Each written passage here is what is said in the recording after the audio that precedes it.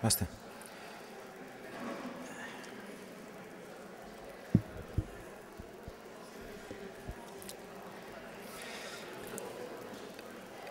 Κύριε Μπουγιώτη,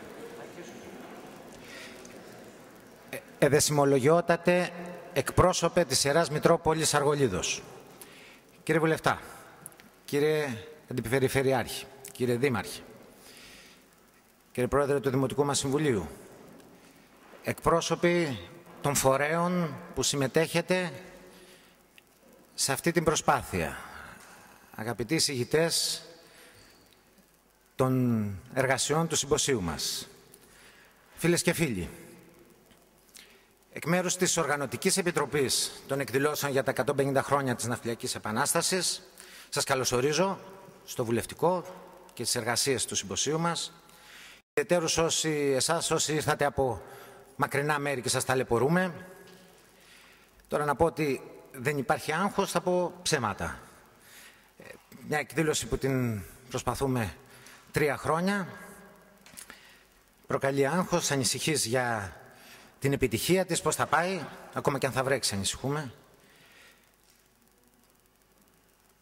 Το άγχος βεβαίως το δικό μας δεν συγκρίνεται με το άγχος που είχε κάποιος άλλος σαν σήμερα. Και αυτός πώς θα φέρνει τύχη και σύμπτωση είναι ο Όθωνας. Σαν σήμερα εγκατέλειψε την Ελλάδα, 12 Οκτωβρίου. Και εγώ δεν το ήξερα, μου το επεσήμαναν σήμερα. Για πρώτη φορά προσπαθούμε να διοργανώσουμε κάτι τέτοιο στην πόλη μας. Και βεβαίως δεν είμαστε επαγγελματίες και δεν είχαμε και τη δυνατότητα να απευθυνθούμε σε επαγγελματίες. Ζητώ γι' αυτό την επίοικιά σας για κάποιες παραλήψεις και λάθη. Τα πάντα ξεκίνησαν ως ιδέες απλών πολιτών και υλοποιήθηκαν από απλούς πολίτες, ακόμα και αν είχαν ειδικές γνώσεις ή αν ήταν εντός του πλαισίου και του αντικειμένου της επιστήμης ή του επαγγελματός τους. Εθελοντικά όλοι προσφέρθηκαν. Και για άλλη μια φορά διαπιστώσαμε ότι το ναύπλιο είναι ιδιαιτέρως ελκυστικό όταν υπάρχουν τέτοιες προτάσεις. Ειδικά όταν απευθυνόμαστε σε ανθρώπους που δεν είναι από την πόλη μας. Ξέρετε, λίγοι θα ήταν αυτοί που θα μας μάλωναν αν φέτος πραγματικά ξεχνούσαμε ότι συμπληρώνονται 150 χρόνια από την Ναυτιλιακή Επανάσταση. Λίγοι θα το θυμόνταν, λίγοι θα το πρόσεχαν. Δυστυχώς και λίγοι ήταν ενημερωμένοι για τα γεγονότα του 1862. Οι περισσότεροι θα ήταν ευχαριστημένοι αν κάναμε πολύ λιγότερα από αυτό που κάναμε. Αν είχαμε αρκεστεί στην επανέκδοση, την εμπλουτισμένη επανέκδοση του βιβλίου του κυρίου Γούναρη, που και βεβαίως μην ξεχνάμε ότι και αυτό μια εθελοντική προσπάθεια ήταν πριν 50 χρόνια. Και άλλη επέτειος. Όπως και το ότι η μόνη σοβαρή προσπάθεια ανάδειξης των γεγονότων της Ναυτιλιακής Επανάστασης ήταν πριν 15 χρόνια, πάλι από μια εθελοντική προσπάθεια και ομάδα πολιτών του ναυπλίου, την απόπειρα. Ίσως μια εκδήλωση ακόμα να είχαμε κάνει το χρέος μας. Τελικά όμως, αφού το ΔΟΠΑΤ, ο Δημοτικός Οργανισμός του Πολιτισμού, όρισε την Οργανωτική Επιτροπή, μας συνεπήρε ο ενθουσιασμός και η χαρά. Και διευρύναμε αυτή την προσπάθειά μας και έτσι είμαστε όλοι σήμερα εδώ. Ίσως να το παρακάναμε, ίσως να υπερβάλαμε, αλλά υπήρχε κι άλλος ένας σημαντικός παράγων. Ο φόβος ότι μπορεί και να μην ξαναγίνει κάτι τέτοιο ή ότι μπορεί να ξαναγίνει σε 50 χρόνια πάλι. Έτσι λοιπόν προσπαθήσαμε να κάνουμε όσο το δυνατόν περισσότερα και να προσεγγίσουμε όλη την περίοδο πριν και λίγο μετά την Ναυτιλιακή Επανάσταση, ώστε ό,τι υποθεί σε αυτή την αίθουσα αυτές τις 3 ημέρες να μείνει. Να μείνει στην πόλη, να μείνει στους νεότερους, και αυτό θα γίνει με την έκδοση των πρακτικών του συνεδρίου στο επόμενο τεύχος των ναυτιλιακών αναλέκτων. Έτσι θα έχουμε πετύχει το βασικότερο σκοπό μας. Η προσέλευση βεβαίως επιθυμούμε να είναι μεγάλη, αλλά αυτό που θα μείνει θα είναι ό,τι τυπωθεί. Και βεβαίως έχουμε ήδη ένα μεγάλο κέρδος, ότι συνεργαστήκαμε όλοι, μα όλοι οι φορείς αυτή της πόλης.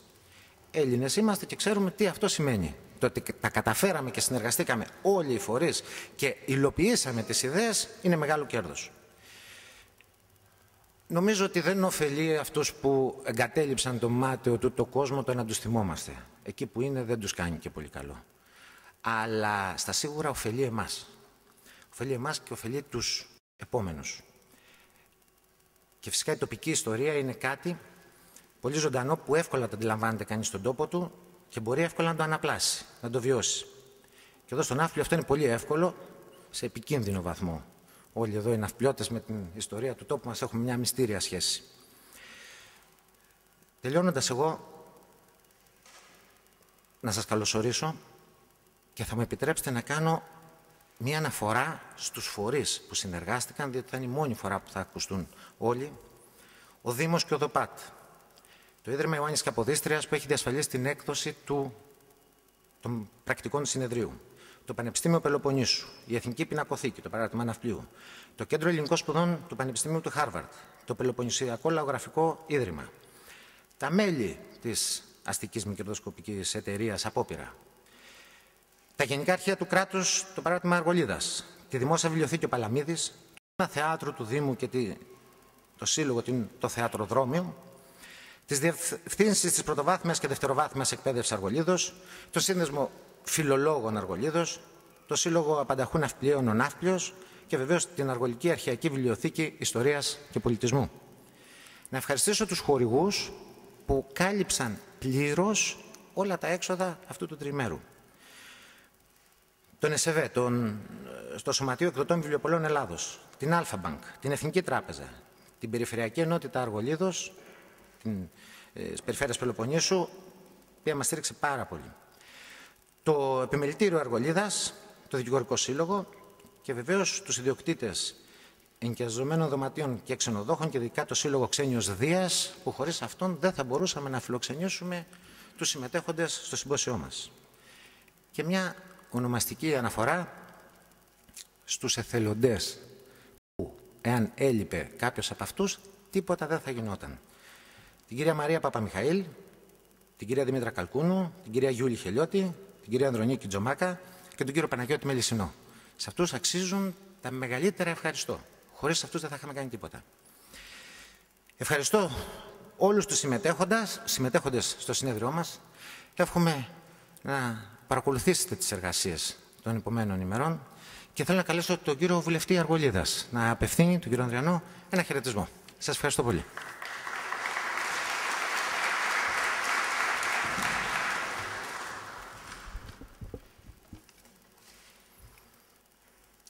Εθισμότατε, κύριε Δήμαρχε, κύριε Αντιπεριφερειάρχα, φίλες και φίλοι. Είναι εξαιρετικά σημαντικό το γεγονός ότι ιδιαίτερα σε αυτή την συγκυρία ο Δήμος Ναυπλίων ανακήρυξε το 2012 σε έτος εορτασμού των 150 χρόνων από την Ναυπλιακή Επανάσταση του 1862. Η μελέτη της ιστορίας έχει δύο κυρίως λειτουργίες. Πρώτα απ' όλα μας υπενθυμίζει ότι ανήκουμε σε μια ιστορική πορεία που έρχεται από το παρελθόν και θα συνεχίσει στο μέλλον, συνδέοντας τους ανθρώπους και τις γενιές ενός λαού με άρρηκτους δεσμούς συνέχειας και ευθύνης. Δεύτερον, αν και δεν μας δείχνει τον ακριβή δρόμο που πρέπει να πάρουμε, η ιστορία μας επιτρέπει να αποφύγουμε την επανάληψη των ίδιων λαθών ξανά και ξανά. Είναι η βάσανος που διαψεύδει πολλές ιδέες που στο χαρτί φαίνονται καλές, όμως οι συνέπειές τους είναι συχνά οι εντελώς αντίθετες από τις προσδοκόμενες. Σήμερα χρειαζόμαστε επιτακτικά και τις δύο αυτές λειτουργίες. Χρειαζόμαστε να δούμε τις σκληρές δοκιμασίες που περνάει η χώρα και η κοινωνία και στην ιστορική τους διάσταση. Τόσο για να πάρουμε δύναμη, βλέποντας ότι η Ελλάδα ξεπέρασε ακόμη και πολύ μεγαλύτερες δοκιμασίες στο παρελθόν, περιπέτειες, όσο και για να δούμε τους όρους και τις προϋποθέσεις της υπέρβασης, τη δημοκρατία, την ενότητα, την ομοψυχία, τη δικαιοσύνη, την υπευθυνότητα, την αποτελεσματικότητα. Και βεβαίως χρειαζόμαστε τη διαρκή υπενθύμηση των λαθών του ιστορικού μας παρελθόντος. Οι διχόνοιες, ο λαϊκισμός, αλλά και η αδιαφορία της εξουσίας απέναντι στις ανάγκες και τα αιτήματα των πολιτών μας οδήγησαν κάθε φορά σε δύσβατα μονοπάτια. Σήμερα είναι πιεστικά αναγκαίο να θωρακιστούμε όσο το δυνατόν καλύτερα εναντί αυτών των θανάσιμων κινδύνων. Το συμπόσιο αυτό θα συμβάλλει, πιστεύω, σημαντικά στην ανάδειξη των ιστορικών γεγονότων της Ναυπλιακής Επανάστασης του 1862, αλλά και του πλαισίου μέσα στο οποίο αυτά έλαβαν χώρα. Και είμαι βέβαιος ότι τα πορίσματα που θα εξαχθούν, πέραν του ότι θα εμπλουτίσουν την ιστορική γνώση, θα αποτελέσουν χρήσιμες πηγές έμπνευσης αλλά και προβληματισμού σε ό,τι έχει να κάνει με την αντιμετώπιση των προβλημάτων και την κατάσταση που αντιμετωπίζει η πατρίδα μας σήμερα. Εύχομαι ολόψυχα από καρδιάς κάθε επιτυχία στις εργασίες. Να συγχαρώ τον πρόεδρο της Οργανωτικής Επιτροπής, τον Δήμο, την Αντιπεριφέρεια, τους χορηγούς και τους εθελοντές και όλους όσοι συνέβαλαν και συμβάλλουν στο συνέδριο, στο συμπόσιο αυτό. Και πάλι ευχαριστώ πολύ και συγχαρητήρια.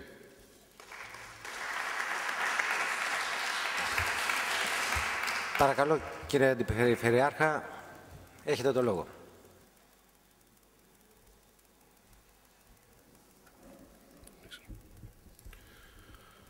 Εδεσιμότατε, κύριε Δήμαρχε, κύριε Βουλευτά, κύριοι εκπρόσωποι των αρχών, κυρίες και κύριοι, είμαι από τους πρώτους κοινωνούς αυτής της προσπάθειας. Πριν από αρκετό καιρό, ο Κώστας ο Χελιώτης, πρόεδρος της Οργανωτικής Επιτροπής, με επισκέφθηκε στο γραφείο μου και μου είπε την ιδέα. Ήταν αδύνατο τέτοιες ιδέες να μην υποστηριχτούν από εμάς. Θα ήταν αδύνατο και θα ήταν άδικο να μην υποστηριχτούν ιδέες όπως αυτό το συμπόσιο ή όπως ολόκληρη αυτή η χρονιά, για να μην αδικούμε τη συνολική προσπάθεια από την ημέρα που ο Δήμος Ναυπλίου ανακήρυξε τη χρονιά ως χρονιά μνήμης της Ναυπλιακής Επανάστασης του 1862. Έπρεπε να υποστηριχθεί από εμάς και όχι μόνο αυτό, αλλά ίσα ίσα θα έπρεπε να υποστηριχθεί τόσο καλά ώστε να γίνει ένα παράδειγμα για το πώς μπορούν οι φορείς της εκπαίδευσης, της πολιτείας, της κοινωνίας γενικότερα του Ναυπλίου να συνεργαστούν πάνω σε ιδέες καλές, πάνω σε γόνιμα πράγματα τα οποία αύριο τα συμπεράσματά τους θα αποτελούν μέρος της ιστορικής γνώσης. Για μας στην Περιφερειακή Ενότητα Αργολίδας είναι ιδιαίτερα σημαντική η συνεργασία με φορείς και ομάδες πολιτών που στο τέλος δίνουν αυτά τα αποτελέσματα που δίνει, μιας και η χρονιά τελειώνει, αυτή η χρονιά που ήταν αφιερωμένη και με όλες αυτές τις εκδηλώσεις θύμισε την Ναυπλιακή Επανάσταση του 1862. Στις μέρες μας, όταν λείπουν τα χρήματα, ξέρετε, το πρώτο που φτωχαίνει συνήθως είναι ο πολιτισμός. Και βεβαίως όταν φτωχαίνει ο πολιτισμός, τότε αρχίζουν περίεργες περίοδοι για τα έθνη τα οποία ξεχνούν την ιστορία τους ή δεν προσπαθούν να φέρουν στη μνήμη τους τέτοιες στιγμές. Θεωρώ ότι η Ναυπλιακή Επανάσταση, ιδιαίτερα σήμερα, είναι μια μνήμη η οποία μας έρχεται πολύ συχνά στο νου. Ένα κίνημα το οποίο αγκαλιάστηκε από την κοινωνία του Ναυπλίου και που οδήγησε ουσιαστικά στην έξοδο του Όθωνα, μιας και έχουμε και την επέτειο σήμερα. Είναι κάτι που στις μέρες μας θυμίζει πράγματα, μας δημιουργεί συναισθήματα και βεβαίως μας κάνει να σκεφτόμαστε ότι τελικά η ιστορία σε πολλές περιπτώσεις κάνει ιστορικούς κύκλους και επαναλαμβάνεται. Αγαπητοί φίλοι, συγχαρητήρια για αυτή τη δουλειά. Και συγχαρητήρια γιατί την έχω ζήσει από αρκετά κοντά, γνωρίζοντας και τις αγωνίες, έχοντας συζητήσει και με τον Δήμαρχο και με όλους τους φορείς που συνεργάστηκαν. Συγχαρητήρια γιατί κάνατε μια συγκεκριμένη αρχή, γιατί είχε χρόνια να γίνει μια δουλειά αποτέλεσμα τόσο μεγάλης συνεργασίας. Συγχαρητήρια γιατί βάλατε μια αρχή για να συνεχίσουμε και σε άλλα τέτοια. Εμείς στην Περιφερειακή Ενότητα Αργολίδας να είστε βέβαιοι ότι θα είμαστε δίπλα σε οποιαδήποτε τέτοια προσπάθεια, με τα λίγα χρήματα ή με οποιονδήποτε άλλο τρόπο μπορούμε να βοηθήσουμε. Και βεβαίως εύχομαι κάθε επιτυχία στο τριήμερο συμπόσιο και περιμένουμε με ιδιαίτερη αγωνία τα αποτελέσματα όταν αυτά θα εκδοθούν. Καλή επιτυχία. Κύριε Δήμαρχε, παρακαλώ.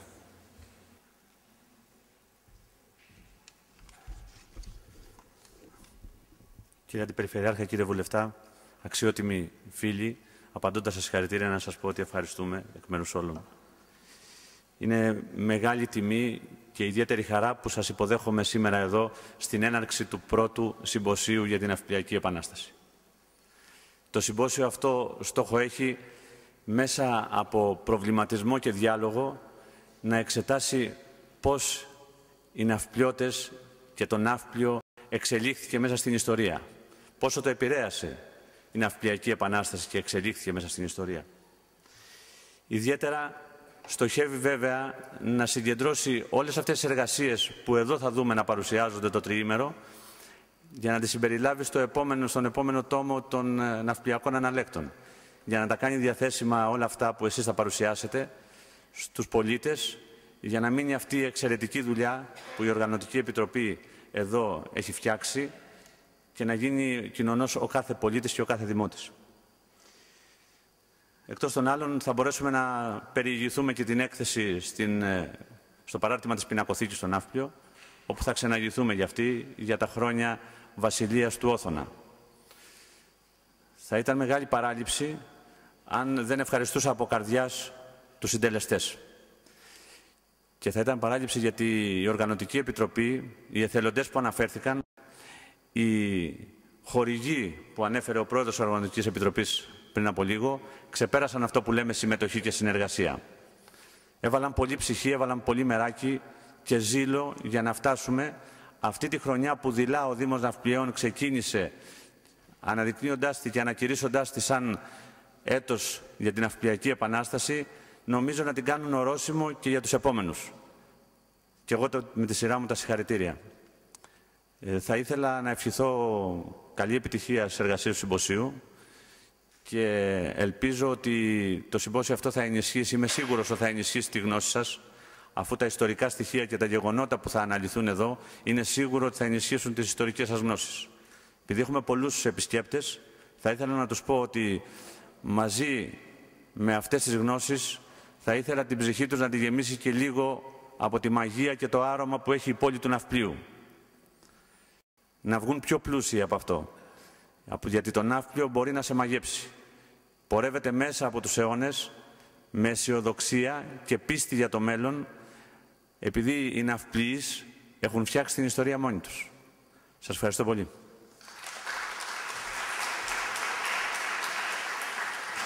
Παρακαλώ την Αντιπρόεδρο του ΔΟΠΑ, την κυρία Νταΐ, να απευθύνει χαιρετισμό.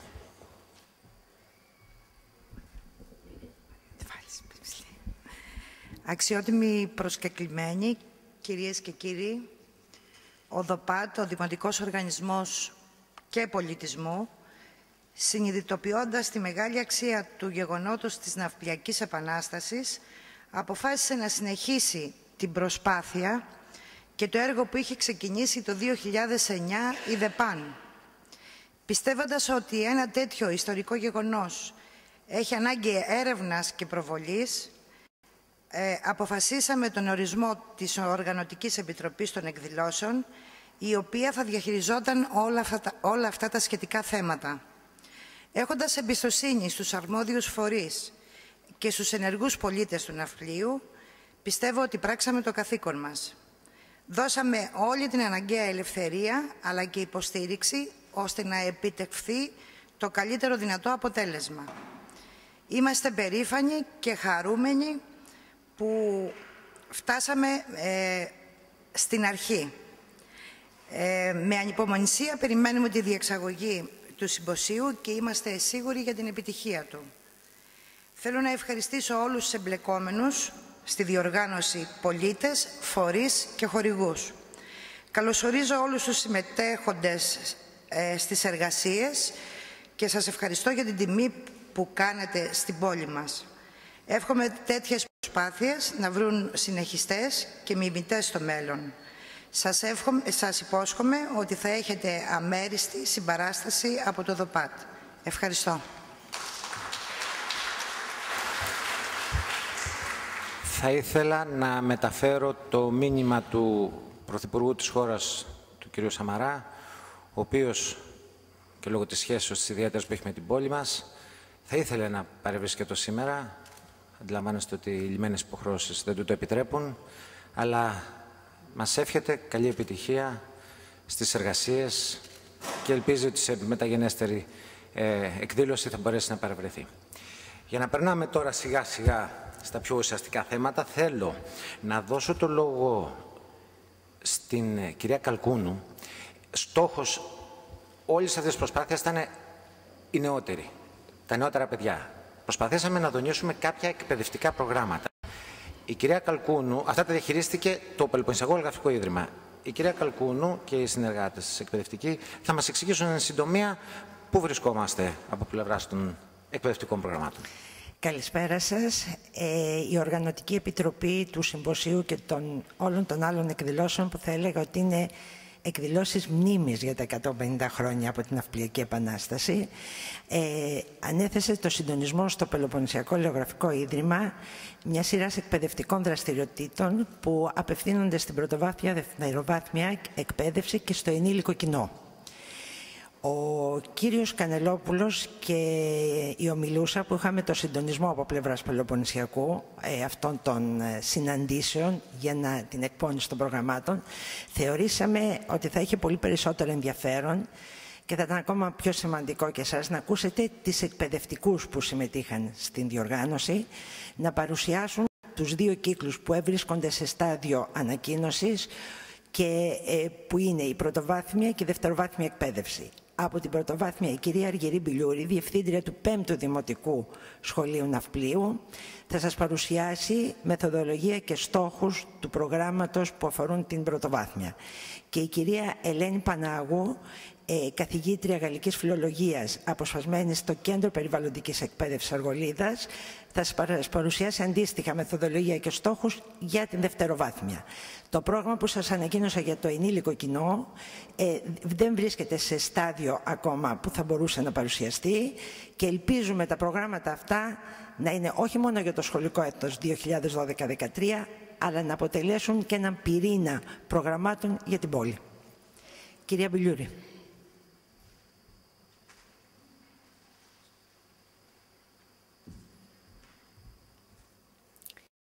Η ομάδα εργασίας που συγκροτήθηκε από την Οργανωτική Επιτροπή του Εορτασμού των 150 χρόνων από την Ναυπλιακή Επανάσταση για το σχεδιασμό και υλοποίηση εκπαιδευτικών δραστηριοτήτων υπό το συντονισμό του Πελοποννησιακού Λαογραφικού Ιδρύματος θα εφαρμόσει εκπαιδευτικό πρόγραμμα με θέμα Καλλιόπη Παπαλεξοπούλου 150 χρόνια από την Ναυπλιακή Επανάσταση.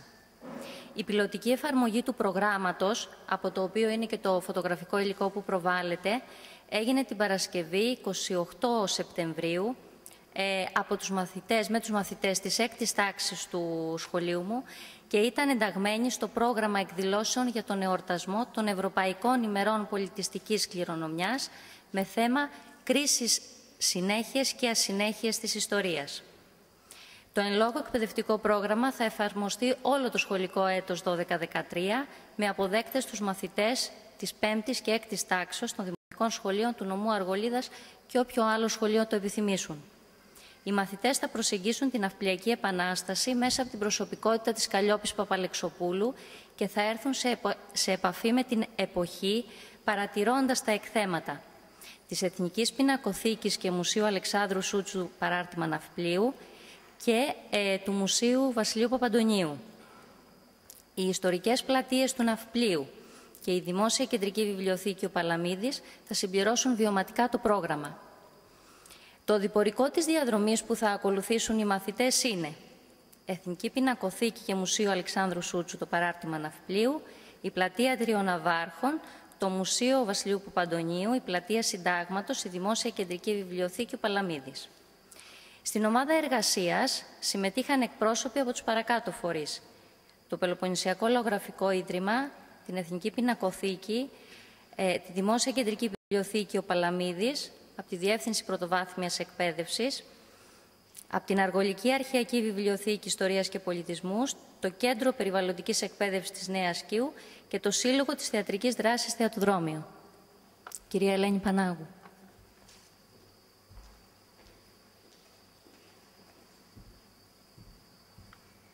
Κυρίες και κύριοι, καλησπέρα σας.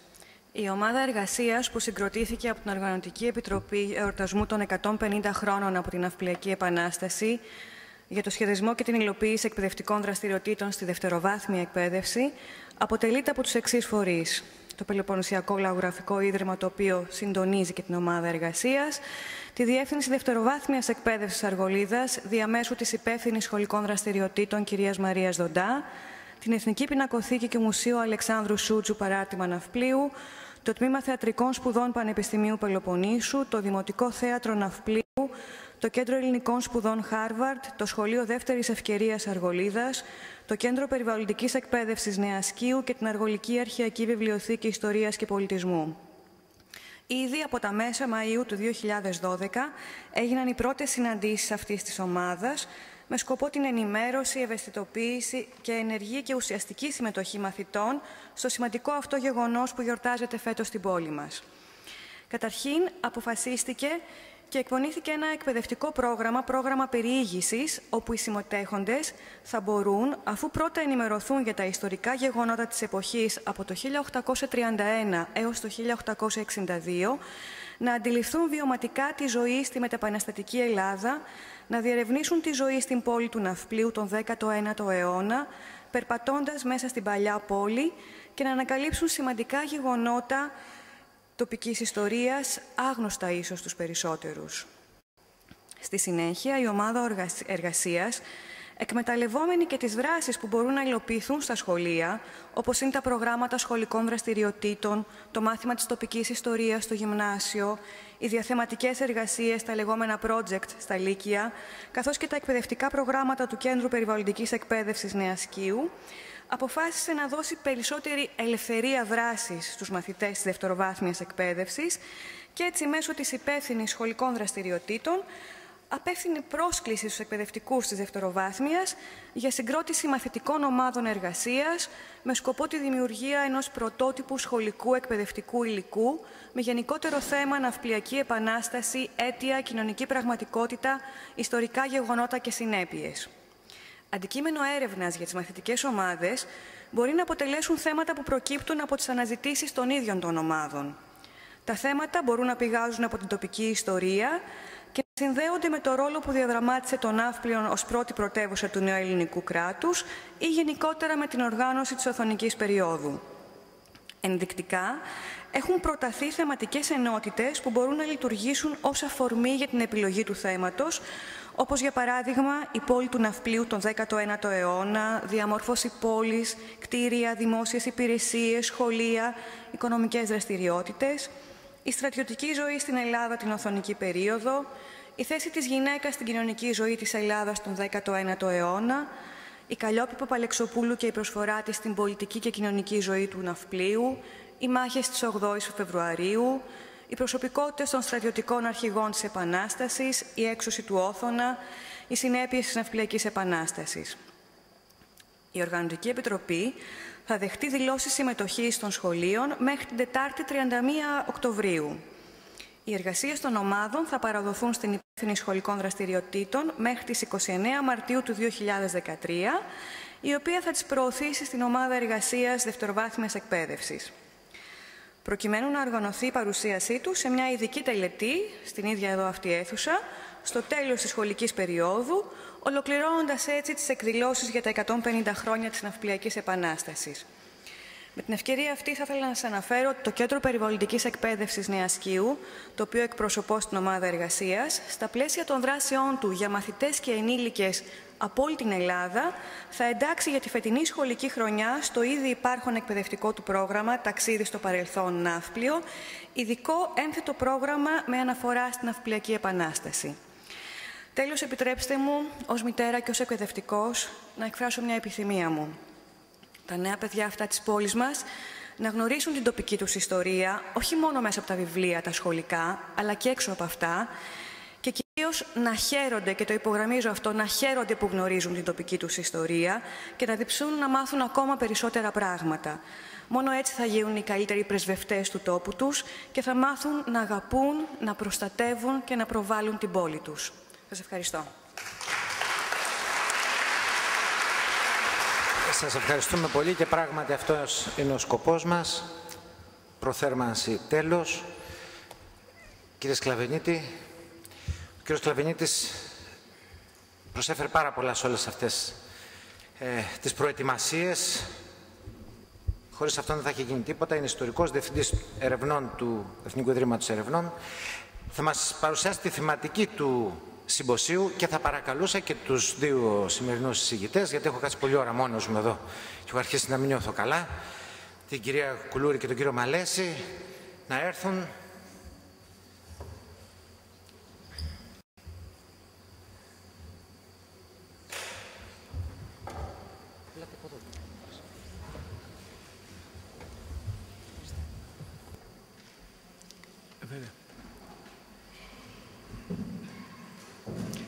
Κύριε Δήμαρχε, κυρίες και κύριοι, αγαπητές και αγαπητοί συνάδελφοι, φίλες και φίλοι, εκ μέρους της Επιστημονικής Επιτροπής του Συμποσίου μας εκφράζω τη χαρά μας για τη συνάντησή μας, ευχαριστώντας το Δήμο Ναυπλιαίων, τον ΔΟΠΑΤ και την Οργανωτική Επιτροπή του Εορτασμού για τα 150 χρόνια της Ναυπλιακής Επανάστασης για την οργάνωση του Επιστημονικού Συμποσίου, την οποία στήριξαν ακούραστοι και αποτελεσματικοί εθελοντές στα μέλη της Γραμματείας Επικοινωνίας. Σε καθένα και κάθε μια και για όλα απευθύνουμε τις ευχαριστίες μας. Η Επιστημονική Επιτροπή καθόρισε το Μάρτιο του 2012 τη θεματική του συμποσίου, συνδυάζοντας τα αιτούμενα του εορτασμού με τις επιστημονικές διαθεσιμότητες για να προκύψουν εκείνοι που θα μπορούσαν να αναλάβουν την έρευνα θεμάτων που εντάσσονταν στο επιστημονικό πλαίσιο του συμποσίου, ώστε να παρουσιαστούν πρωτότυπες ανακοινώσεις και ύστερα να δημοσιευτούν στα πρακτικά του συμποσίου ως άρτιες μελέτες για να ερευνηθεί η Ναυπλιακή Επανάσταση ως ιστορικό γεγονός που εξέφρασε τις συνειδητοποιήσεις, τις επιθυμίες και τις ελπίδες της ελληνικής κοινωνίας και ιδιαίτερα της ναυπλιακής για απεγκλωβισμό από τα πολιτικά και εθνικά αδιέξοδα που είχε δημιουργήσει το καθεστώς του Όθωνα και επιβολή δημοκρατικών και συνταγματικών μεταρρυθμίσεων στο πλαίσιο των οποίων θα αναζητούνταν δρόμοι για την ανόρθωση της χώρας. Το στρατιωτικό κίνημα του 1862 απέκτησε πολιτική νομιμοποίηση χάρη στη συμμετοχή της ναυπλιακής κοινωνίας και ηθική αναγνώριση και δικαίωση χάρη στην αιμονή των κατοίκων του στις διακηρυγμένες αρχές, ακόμη και μετά τη στρατιωτική αποτυχία, τους νεκρούς και τον αποκλεισμό. Για να φωτιστούν καλύτερα οι κοινωνικές, οικονομικές και ιδεολογικές προϋποθέσεις που επέτρεψαν την ενεργό συμμετοχή του ναυπλίου στην Επανάσταση, κρίθηκε απαραίτητο να ερευνηθεί ολόκληρη η οθωνική περίοδος του ναυπλίου και της Αργολίδος, όσο γίνεται σφαιρικότερα, για να φωτιστούν κέρυες πτυχές της ζωής αυτής της 30ετίας, 1833-1862, που προηγήθηκε της Ναυπλιακής Επανάστασης.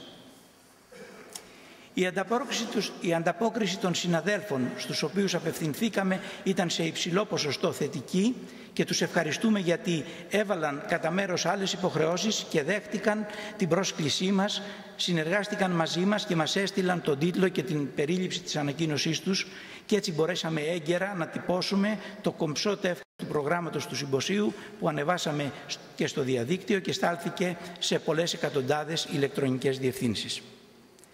7 από τις 23 ανακοινώσεις του συμποσίου μας αναφέρονται στην Ναυπλιακή Επανάσταση, παρουσιάζοντας την ευρωπαϊκή και την ελληνική συγκυρία και την Ναυπλιακή Επανάσταση γενικά και ειδικότερα σε σχέση με την πόλη και την κοινωνία του ναυπλίου. Ακολουθεί η αναφορά στη στρατιωτική πτυχή της Επανάστασης, που είναι και η λιγότερο φωτισμένη πλευρά της, και έπονται η επέκταση και οι συνέπειές της και η παράλληλη εξέγερση της Ερμούπολης.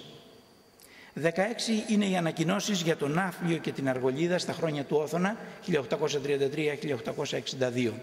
8 αναφέρονται στις μεταβολές στη δημογραφία, στη διοίκηση και στις υποδομές. 4 εξετάζουν οικονομικές παραμέτρους της εποχής, ενώ οι τελευταίες 4 αναφέρονται στις εκπαιδευτικές και τις πολιτισμικές πραγματικότητες. Οι ανακοινώσεις από 12 άνδρες και 11 γυναίκες δεν αθροίζουν γνώσεις και δεν συνθέτουν τα γνωστά, αλλά καταθέτουν υποθέσεις έρευνας και προσκομίζουν νέα τεκμήρια και θεωρητικές επεξεργασίες, παράγοντας νέα γνώση, προκαλώντας τον επιστημονικό διάλογο που ελπίζουμε να διεξαχθεί στο συμπόσιό μας. Η πόλη του Ναυπλίου δεν προσήλθε εξαρμάτωτη στην οργάνωση του συμποσίου μας. Τα ΓΑΚ Αρχεία Νομού Αργολίδας με το ταξινομημένο Δημοτικό Αρχείο Ναυπλίου και άλλες αρχειακές μονάδες, στις οποίες οδηγούν τους ερευνητές οι κατάλογοι τους, αλλά και οι εξειδικευμένοι συνάδελφοι που υπηρετούν εκεί, βοήθησαν τους ερευνητές στις αναζητήσεις τους.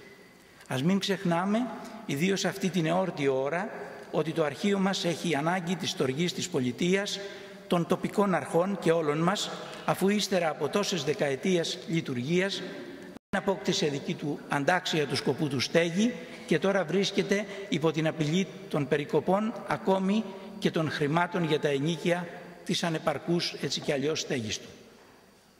Σημαντική ήταν η βοήθεια που μας προσέφεραν οι ανατυπώσεις του βιβλίου «Τα συμβάντα της Ναυπλιακής Επανάστασης» και της εφημερίδας «Ο Συνταγματικός Έλλην» του 1862, εκδόσεις του 1996 της εταιρείας Απόπειρα και των δραστήριων παιδιών της των δεκαετιών του 80 και του 90. Πολλούς βλέπω και είδα, όχι πια παιδιά, ανάμεσά μας απόψε. Το 2010 ο Δήμος Ναυπλίων κυκλοφόρησε τη δεύτερη έκδοση, αυξημένη και βελτιωμένη, της ιστορικής μελέτης του κυρίου Αναστασίου Γούναρη για την Ναυπλιακή Επανάσταση, που έγινε για μας του Συμποσίου βιβλίο αφετηρίας. Επιτρέψτε μου, τελειώνοντας, να αναφερθώ σε μια από τις συλλογικές δράσεις στο Ναύπλιο του Εθνικού Ιδρύματος Ερευνών, με 3 αποστολές στο Ναύπλιο το 1979, το 1980 και το 1981. 11 νέοι ερευνητές τότε εντοπίσαμε, καταγράψαμε, ταξινομήσαμε και καταλογογραφήσαμε το υψηλής ποιότητας Δημοτικό Αρχείο του Ναυπλίου και το 1984 κυκλοφόρησε σε βιβλίο το ευρετήριό του, το οποίο ήταν το πρώτο στο είδος του και γνώρισε καλή υποδοχή, βοηθώντας από τότε όσους σχεδίασαν και πραγματοποίησαν τέτοια έργα. Στην εισαγωγή του βιβλίου υπήρχε σχέδιο ερευνητικού προγράμματος 8 σημείων για την ιστορία του Ναυπλίου. Μερικοί από εκείνους τους 11 ερευνητές ταξινόμους συγκέντρωσαν παράλληλα με την ταξινόμηση υλικό για θέματα που τους ενδιέφεραν. Κάποιοι έφτασαν αργότερα στη δημοσίευση μελετών. Το όλο σχέδιο δεν βρήκε ποτέ το δρόμο προς την πραγματοποίησή του. 3 από εκείνους τους ερευνητές εκδρομής του 80 είμαστε παρόντες απόψε και ανακοινώνουμε για θέματα που μας ενδιέφεραν και τότε και αναγράφονταν στο ερευνητικό σχέδιο.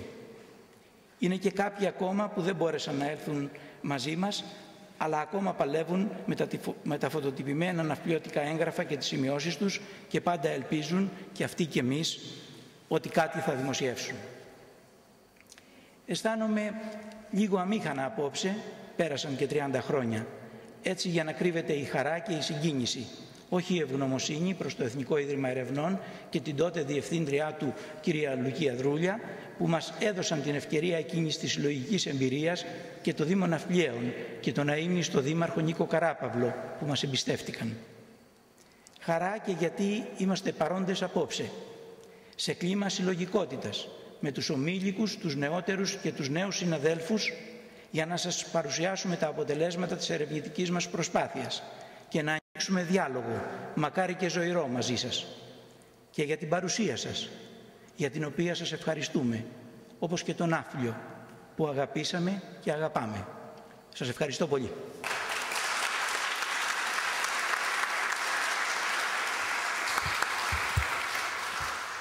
Η κυρία Χριστίνα Κουλούρη έχει το λόγο, καθηγήτρια στο Πάντιο Πανεπιστήμιο. Ενέτη 1862, η Ευρωπαϊκή Πρεσβειοποία και η Ελληνική Ιστορική Συγκυρία. Περιμένουμε να ακούσουμε, ήταν μεμονωμένο γεγονός το Ναύπλιο ή τότε εντασσόμασταν και συμπορευόμασταν με την Ευρώπη, ήμασταν απροσάρμοστοι όπως μας κατηγορούν τώρα? Καταρχάς θα μου επιτρέψετε να εκφράσω τις θερμές μου ευχαριστίες ιδιαιτέρως στον πρόεδρο της Οργανωτικής Επιτροπής, εσάς κύριε Χιλιώτη, και τον πρόεδρο της Επιστημονικής Επιτροπής, τον κύριο Σκλαβενίτη, για αυτή την εξαιρετικά τιμητική για το πρόσωπο μου πρόσκληση να εκφωνήσω την εισαγωγική ομιλία σε αυτό το πολύ σημαντικό συνέδριο. Αυτό που μου ζητήθηκε στην ουσία ήταν να σας ταξιδέψω 150 χρόνια πριν, ενέτη 1862. Η Ναυπλιακή Επανάσταση, τότε ακριβώς πριν 150 χρόνια, αποτέλεσε μία από τις καθοριστικές πολιτικές πράξεις που με αφετηρία την 3η Σεπτεμβρίου 1843 οδήγησαν στην έξωση του Όθωνα ακριβώς σήμερα, ή μάλλον σήμερα φεύγει στις 10 Οκτωβρίου του 1862. Ωστόσο, δεν μπορεί να ερμηνευθεί ως ένα αποκλειστικά ελληνικό γεγονός, πόσο μάλιστα τοπικό, συνδεδεμένο μόνο με τις ιδιαιτερότητες της συγκρότησης του ελληνικού κράτους από την εποχή της δημιουργίας του το 1830.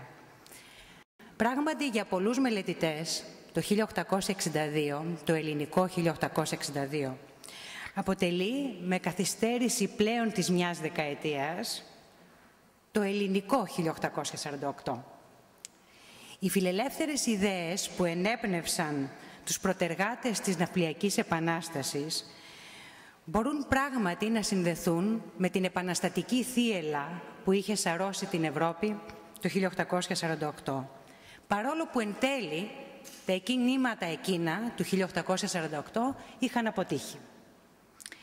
Σε κάθε περίπτωση πάντως, τα χρόνια που προηγήθηκαν του ελληνικού 1862 αντιστοιχούν σε μία πολυεπίπεδη κρίση που δεν αφορούσε μόνο στην Ελλάδα αλλά και στην υπόλοιπη Ευρώπη.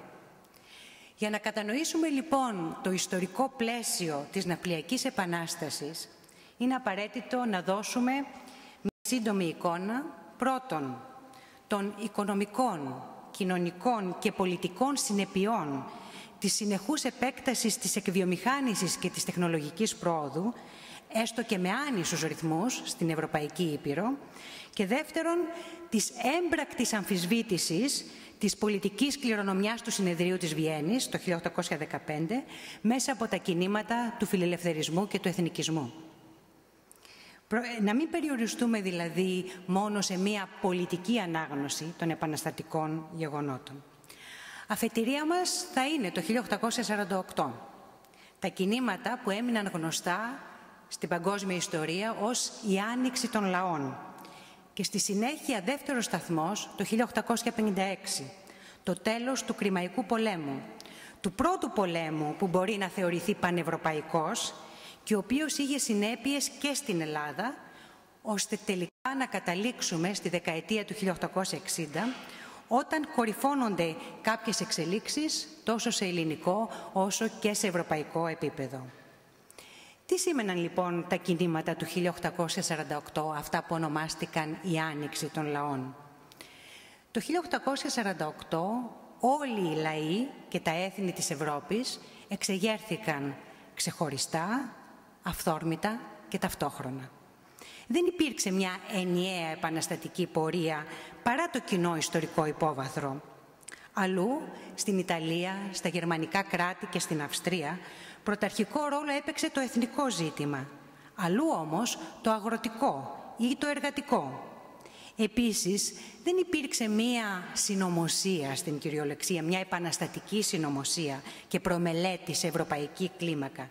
Υπήρξε όμως διάδοση σε ολόκληρο τον ευρωπαϊκό χώρο μέσω της πολιτικής μετανάστευσης, μια διάδοση των φιλελεύθερων και εθνικών ιδεών που είχαν πραγματοθεί πολλές δεκαετίες πριν με τη Γαλλική Επανάσταση, στα τέλη του 18ου αιώνα. Το Παρίσι, μάλιστα, είχε γίνει το κέντρο ενός κοσμοπολίτικου επαναστατικού κύκλου. Όλοι οι δυνάμοι επαναστάτες ή οι επίδοξοι επαναστάτες από ολόκληρη την Ήπειρο συνέρεαν στο Παρίσι εκείνη την εποχή. Άλλωστε, το καταπληκτικότερο κληροδότημα της Γαλλικής Επανάστασης ήταν τα πρότυπα και τα οργανωτικά σχήματα πολιτικής ανατροπής που καθιέρωσε σαν συνταγή για τους απανταχού επαναστάτες. Αυτό βεβαίως μέχρι τις αρχές του 20ου αιώνα και την Οκτωβριανή Επανάσταση. Κοινό χαρακτηριστικό των κινημάτων του 1848, ανεξάρτητα από αιτήματα και ιδεολογικοπολιτικά χαρακτηριστικά, είναι η αμφισβήτηση του συντηρητισμού και του διπλωματικού συστήματος που αυτός υποθάλπει. Εκείνο που ακόμα παρακινεί τους λαούς είναι οι δύο μεγάλες διεκδικήσεις που καταπνίγηκαν από τους προτεργάτες του Συνεδρίου της Βιέννης, ο φιλελευθερισμός και ο εθνικισμός.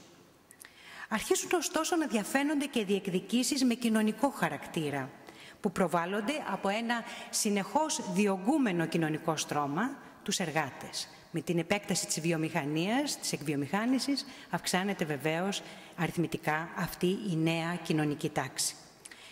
Παρά λοιπόν την αποτυχία των επαναστατικών κινημάτων του 48, όπως ανέφερα πριν, και την επικράτηση εν τέλει των παλαιών συντηρητικών δυνάμεων, οι αλλαγές που συνέβησαν ως συνέπεια του 1848 υπήρξαν βαθιές. Τη συνοψίζει ο Έρικ Χόψμπαουμ στο βιβλίο «Η εποχή του κεφαλαίου» και ας μου επιτραπεί αυτή η αναφορά να είναι ένας φόρος τιμής στον μεγάλο Βρετανό ιστορικό που πέθανε μόλις πριν από μία εβδομάδα σε ηλικία 95 ετών. Λέει λοιπόν ο Χόψμπαουμ, ανοίγω εισαγωγικά, το 1848 σημάδεψε το τέλος, τουλάχιστον στη Δυτική Ευρώπη, της παραδοσιακής πολιτικής, των μοναρχιών που πίστευαν ότι οι λαοί τους δέχονταν, και μάλιστα με χαρά, εκτός από κάποιους δύστροπους εκπροσώπους των μεσαίων τάξεων, την ελαίου Θεού εξουσία βασιλικών δυναστιών, οι οποίες διαφέντευαν ιεραρχικά διαστρωματωμένες κοινωνίες, καθοσιωμένες από την παραδοσιακή θρησκεία. Σημάδεψε το τέλος της πίστης στα πατριαρχικά δικαιώματα και καθήκοντα των κοινωνικά και οικονομικά ανώτερων. Κλείνω εισαγωγικά. Ενώ λοιπόν είχαν ιτηθεί εκείνοι που ζητούσαν φιλελεύθερους θεσμούς, συντάγματα, εθνική χειραφέτηση, αρκετοί ηγεμόνες σκέφτονταν ότι κάποιες συνετές υποχωρήσεις στα λαϊκά αιτήματα ήταν προτιμότερες από τη συνεχή καταστολή. Η βασική αρχή του πολιτικού φιλελευθερισμού, που ήταν διακυβέρνηση με συνένεση, κέρδιζε σταδιακά ευρεία αποδοχή.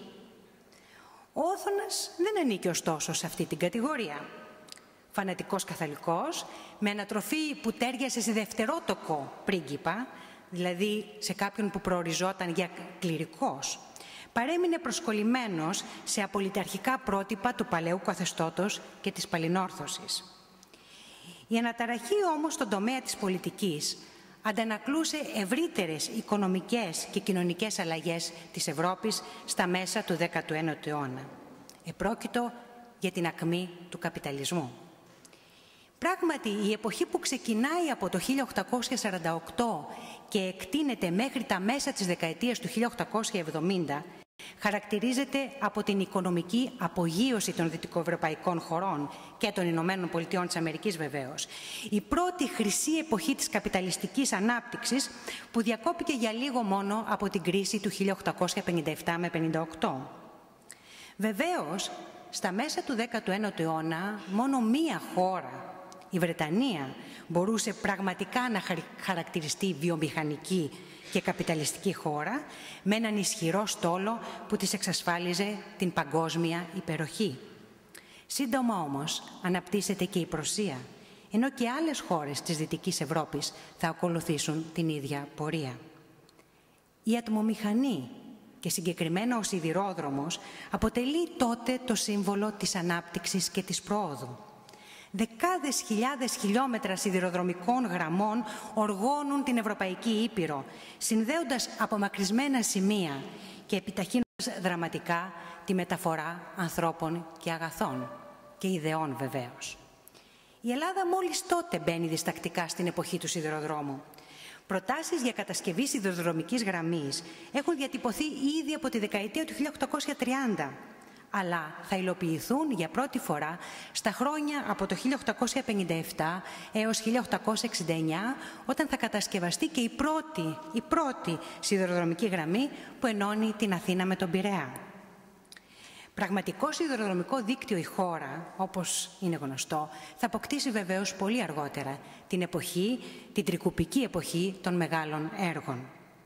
Στην υπόλοιπη Ευρώπη όμως, ήδη τα εθνικά δίκτυα συνδέονται μεταξύ τους για να εξυπηρετήσουν τόσο τους ταχύς ρυθμούς εκβιομηχάνησης και τη μεταφορά πρώτων υλών και προϊόντων, όσο και τη διακίνηση ανθρώπων και ιδεών. Στον τομέα αυτό της επικοινωνίας, καθοριστικός είναι ο ρόλος και μιας άλλης εφεύρεσης, του τηλεγράφου.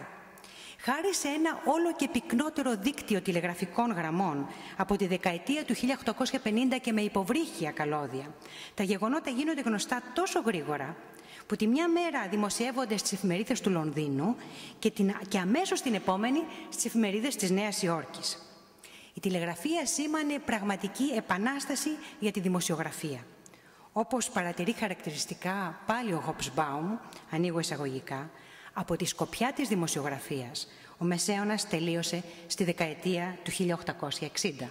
Κλείνονται εισαγωγικά. Οι εξελίξεις αυτές δημιουργούσαν στους κατοίκους της Δύσης ένα αίσθημα υπεροχής απέναντι στον υπόλοιπο κόσμο.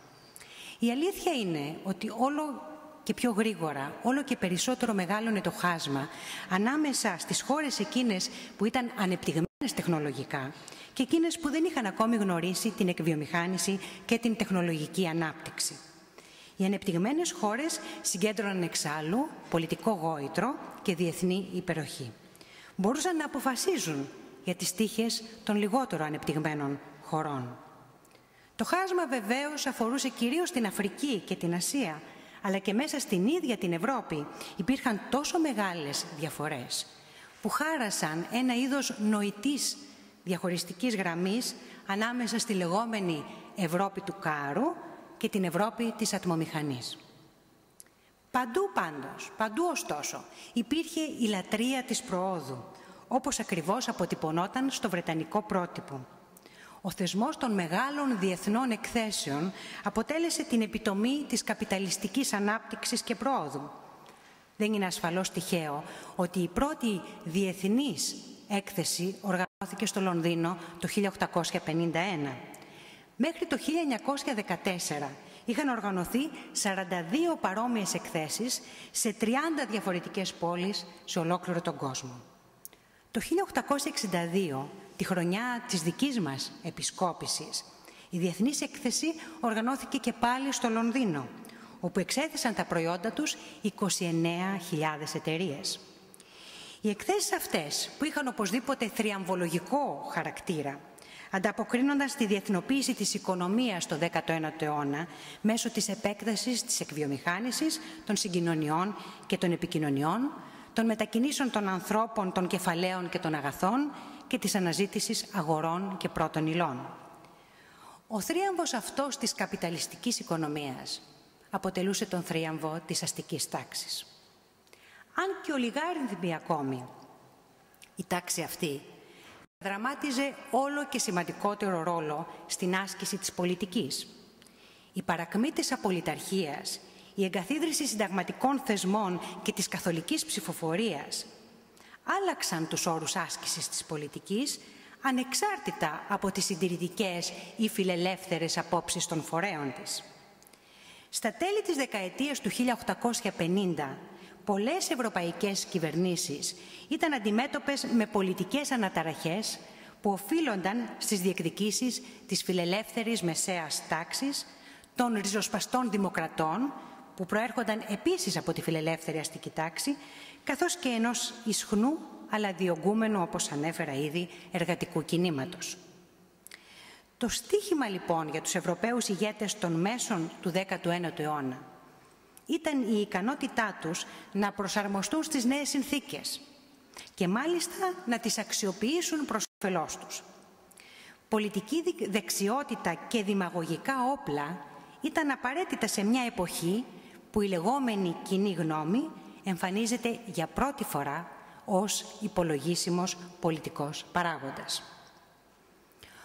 Ο Λουδοβίκος Βοναπάρτης, πρόεδρος της Γαλλικής Δημοκρατίας με εκλογές το 1848 και αυτοκράτορας ως Ναπολέον ο Τρίτος με πραξικόπημα το 1852, αποτελεί, νομίζω, το πιο χαρακτηριστικό παράδειγμα ηγεμόνα που αξιοποίησε δημαγωγικές τακτικές για να ενισχύσει την προσωπική του εξουσία.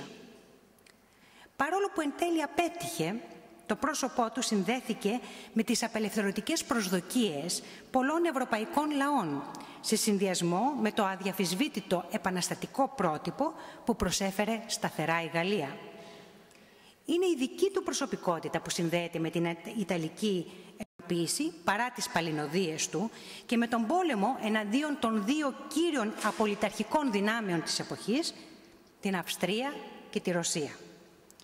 Η γαλλική επίθεση εναντίον της Αυστρίας το 1859 πυροδότησε ένα έξαλλο φιλογαλλικό πνεύμα σε ολόκληρη την Ευρώπη που είχε και ένα σημαντικότατο απόϊχο και στην Ελλάδα. Ο Γάλλος αυτοκράτορας παρουσιαζόταν ως συνεχιστής του Μεγάλου Ναπολέοντα, που θα ανέτρεπε τις συνθήκες του 1815 και θα απελευθέρωνε τα υπόδουλα έθνη. Ο Ναπολέον ο Τρίτος, λοιπόν, εκμεταλλεύτηκε αναμφισβήτητα το όνομά του για να εκλεγεί και να παραμείνει δημοφιλής μέσω της πολιτικής χειραγώγησης των μαζών. Αλλά ήταν παράλληλα ένας ειλικρινής υποστηρικτής της αρχής των εθνοτήτων. Έχοντας προσωπικά εμπλακεί με τους σενσιμονιστές και τους καρμπονάρους, ενιγματική προσωπικότητα και γρίφος για τους ερευνητές, ο Λουδοβίκος Βοναπάρτης δεν υπήρξε κατακτητής όπως ο θείος του, αλλά οραματίστηκε μια Ευρώπη των εθνών μέσω της καταστροφής της Ευρώπης του Συνεδρίου της Βιέννης. Διακήρυσε ότι αυτό μπορούσε να επιτευχθεί με ειρηνικά μέσα και όχι με πόλεμο. Παρ' όλα τα αυτά, ο ίδιος ενεπλάκη σε αρκετές πολεμικές επιχειρήσεις εντός και εκτός Ευρώπης. Έχοντας απέναντί του πολιτικούς σαφώς ικανότερους από αυτόν, όπως ο Βίσμαρκ και ο Καβούρ, ο ηγεμόνας που έλαβε αργότερα το ειρηνικό προσωνύμιο Ναπολέων ο Μικρός, δεν κατόρθωσε να ασκήσει μια εξωτερική πολιτική που θα ενίσχυε το γόητρο της Γαλλίας. Η ταπεινωτική ήττα του το 1870 από την Πρωσία σήμανε πολύ περισσότερα για τη Γαλλία από ότι το τέλος της δικής του αυτοκρατορίας. Στην περίοδο ωστόσο που εμείς εξετάζουμε, ο Λουδοβίκος Βοναπάρτης, συμμαχώντας με το Πεδεμόντιο εναντίον της Αυστρίας, υποστήριξε την Ιταλική ενοποίηση παρά την αλλοπρόσαλη πολιτική που ακολούθησε απέναντι στον Καβούρ, αναθερμαίνοντας τις έθνικο-απελευθερωτικές βλέψεις πολλών άλλων λαών, μεταξύ των οποίων και των Ελλήνων. Το 1854 είχε ήδη συμμαχίσει με τη Βρετανία υπέρ της Οθωμανικής Αυτοκρατορίας και εναντίον της Ρωσίας κατά τον Κρημαϊκό πόλεμο, παρόλο που η Γαλλία δεν φαινόταν να έχει απτά ωφέλη από αυτή την εμπλοκή. Το Συνέδριο των Παρισίων, με το οποίο έληξε αυτός ο πόλεμος, θεωρήθηκε η ρεβάνς του Συνεδρίου της Βιέννης και η απαρχή της νομιμοποιημένης και συμφωνημένης καταστροφής του έργου που αυτό είχε επιτελέσει. Για παράδειγμα, η απόφαση για την αυτονομία της Μολδαβίας και της Βλαχίας στο ίδιο συνέδριο υποστηρίχθηκε από τον Γάλλο Αυτοκράτορα και ήταν η de facto αναγνώριση της ανεξαρτησίας της Ρουμανίας. Οι αλλαγές λοιπόν στο χάρτη της Ευρώπης, μετά από μια περίοδο αδράνειας και σχετικής σταθερότητας, είχαν ήδη ξεκινήσει. Η σημαντικότερη αλλαγή πάντως αυτής της περίοδου, με ευρύτερο ευρωπαϊκό αντίκτυπο και στην Ελλάδα, υπήρξε βεβαίως η ενοποίηση της Ιταλίας. Μετά την αποτυχία του 1848-49, οι Ιταλοί κατάφεραν το 1861 να μετατρέψουν έναν απλό γεωγραφικό όρο, όπως είχε πει περιφρονητικά ο Μέττερνιχ, σε έθνος. Αν ο Κρημαϊκός πόλεμος δοκίμασε τις αντοχές της τσαρικής αυτοκρατορίας, ο Ιταλικός πόλεμος δοκίμασε τις δυνάμεις της αυτοκρατορίας των Αψβούργων. Η γυραιά πολυεθνική αυτοκρατορία του Φραγκίσκου Ιωσήφ αποτελούσε την πιο ευάλωτη από τις δυνάμεις της εποχής απέναντι στα φιλελεύθερα και εθνικιστικά κινήματα, παρά την αναμφισβήτητη επικράτησή της το 1848. Ούγγροι και Σλάβοι εξακολουθούν να απειλούν την ίδια την υπόσταση της αυτοκρατορίας ως τη δεκαετία του 1860.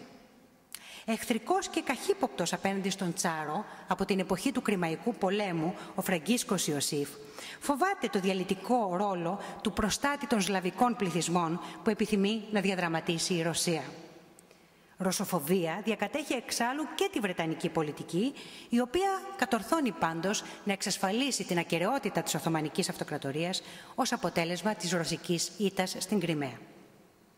Την ίδια εποχή ακριβώς κάνει την εμφάνισή της η νέα μεγάλη δύναμη στο χώρο της κεντρικής Ευρώπης, η Πρωσία. Στην αναμέτρηση για τη δημιουργία της Μεγάλης Γερμανίας, η Αυστρία θα χάσει την κούρσα απέναντι στην Πρωσία. Το 1862 ακριβώς, ο Γουλιέλμος ο πρώτος καλεί το συντηρητικό αριστοκράτη Ότο φον Βίσμαρκ να αναλάβει την καγκελαρία. Με σειρά ευφυών χειρισμών ο Βίσμαρκ θα θέσει την Πρωσία επικεφαλής της γερμανικής ενοποίησης, η οποία θα επιτευχθεί, όπως είπα πριν, μετά τη νίκη στο Γαλλογερμανικό πόλεμο του 1870. Ποιος είναι λοιπόν ο αντίκτυπος στην Ελλάδα όλων αυτών των γεγονότων? Νομίζω ότι από όσα ήδη ανέφερα έγινε σαφές ότι η Ναυπλιακή Επανάσταση εκδηλώθηκε μέσα σε ένα διεθνές πλαίσιο που σηματοδοτούνταν από την de facto υπέρβαση των πολιτικών δεδομένων της Ευρώπης της Ιεράς Συμμαχίας. Ο φιλελευθερισμός και τα αιτήματα για εκδημοκρατισμό του τρόπου διακυβέρνησης με ή χωρίς μοναρχία συνέπλεαν με τα αιτήματα για εθνική χειραφέτηση και εθνική ολοκλήρωση. Η πρόσφατη ήττα των συντηρητικών δυνάμεων της Αυστρίας και της Ρωσίας Δημιουργούσε ελπίδες στους ηττημένους του 1848, αλλά και σε επίδοξους επανεστάτες σε όλα τα σημεία της Υπήρου. Ακόμη και η Οθωμανική Αυτοκρατορία είχε αρχίσει να εισαγάγει φιλελεύθερες μεταρρυθμίσεις το 1839 και το 1856 με τα διατάγματα το Χατί Σερίφ και το Χατί Χουμαγιούν αντίστοιχα. Βεβαίως, οι φιλελεύθερες και δημοκρατικές ιδέες δεν ήταν καινούργιες στην Ελλάδα. Από την εποχή των φιλελεύθερων συνταγμάτων του αγώνα, μάλλον υπερήχαν οι πολέμοι της απολυταρχικής διοίκησης και οι υποστηρικτές των αντιπροσωπευτικών θεσμών. Χωρίς να εξετάζουμε τα επιμέρους αίτια κατά περίπτωση. Και ο Καποδίστριας και ο Όθων προσέκρουσαν σε ισχυρή αντίδραση όταν θέλησαν να κυβερνήσουν αυταρχικά και συγκεντρωτικά. Στα χρόνια που προηγούνται της Ναυπλιακής Επανάστασης έχουν συντελεστεί μια σειρά από κοινωνικές και πολιτικές αλλαγές που διαμορφώνουν το ιδιαίτερο ελληνικό πλαίσιο μέσα στο οποίο εκδηλώθηκε η εξέγερση. Επειδή για το θέμα αυτό ακολουθεί ειδική ομιλία από τον κύριο Μαλέση, θα περιοριστώ να αναφερθώ στο ιστορικό πλαίσιο και όχι τόσο στα ίδια τα γεγονότα και τους πρωταγωνιστές. Η Ελλάδα του 1860 δεν ήταν ίδια με το μικρό κράτος που είχε ιδρυθεί στο νότιο άκρο της Βαλκανικής Χερσονήσου το 1830, παρόλο που τα σύνορά της είχαν παραμείνει τα ίδια. Μέσα από τα ερείπια του αγώνα αναδείχθηκαν αστικά κέντρα, με σημαντικότερο την ίδια την πρωτεύουσα, την Αθήνα, και μία αστική τάξη, ολιγάριθμη ακόμη είναι αλήθεια, από εμπόρους, διανοουμένους, ελεύθερους επαγγελματίες και δημοσίους υπαλλήλους. Η εξάπλωση του εκπαιδευτικού συστήματος και η λειτουργία του Πανεπιστημίου Αθηνών από το 1837 διεύρυναν το στρώμα των μορφωμένων μέσα στην ελληνική κοινωνία. Εξάλλου, ο ρόλος του Πανεπιστημίου υπερέβαινε τον αμιγώς εκπαιδευτικό τομέα. Το Πανεπιστήμιο ήταν ένας σημαντικός πολιτικός και ιδεολογικός θεσμός.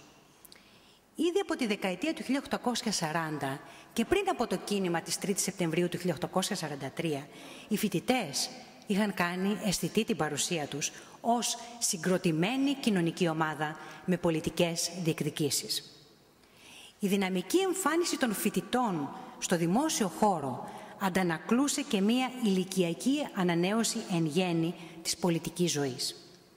Το βιολογικό τέλος των πατέρων της Επανάστασης, της παλαιάς γενιάς πολιτικών, ανοίγει πλέον το δρόμο για την ανάδειξη μιας νέας γενιάς, όπως ο Επαμινώδας Δελγιώργης, ο Οδυσσέας Ιάλεμος, ο Αναστάσιος Γούδας και άλλοι.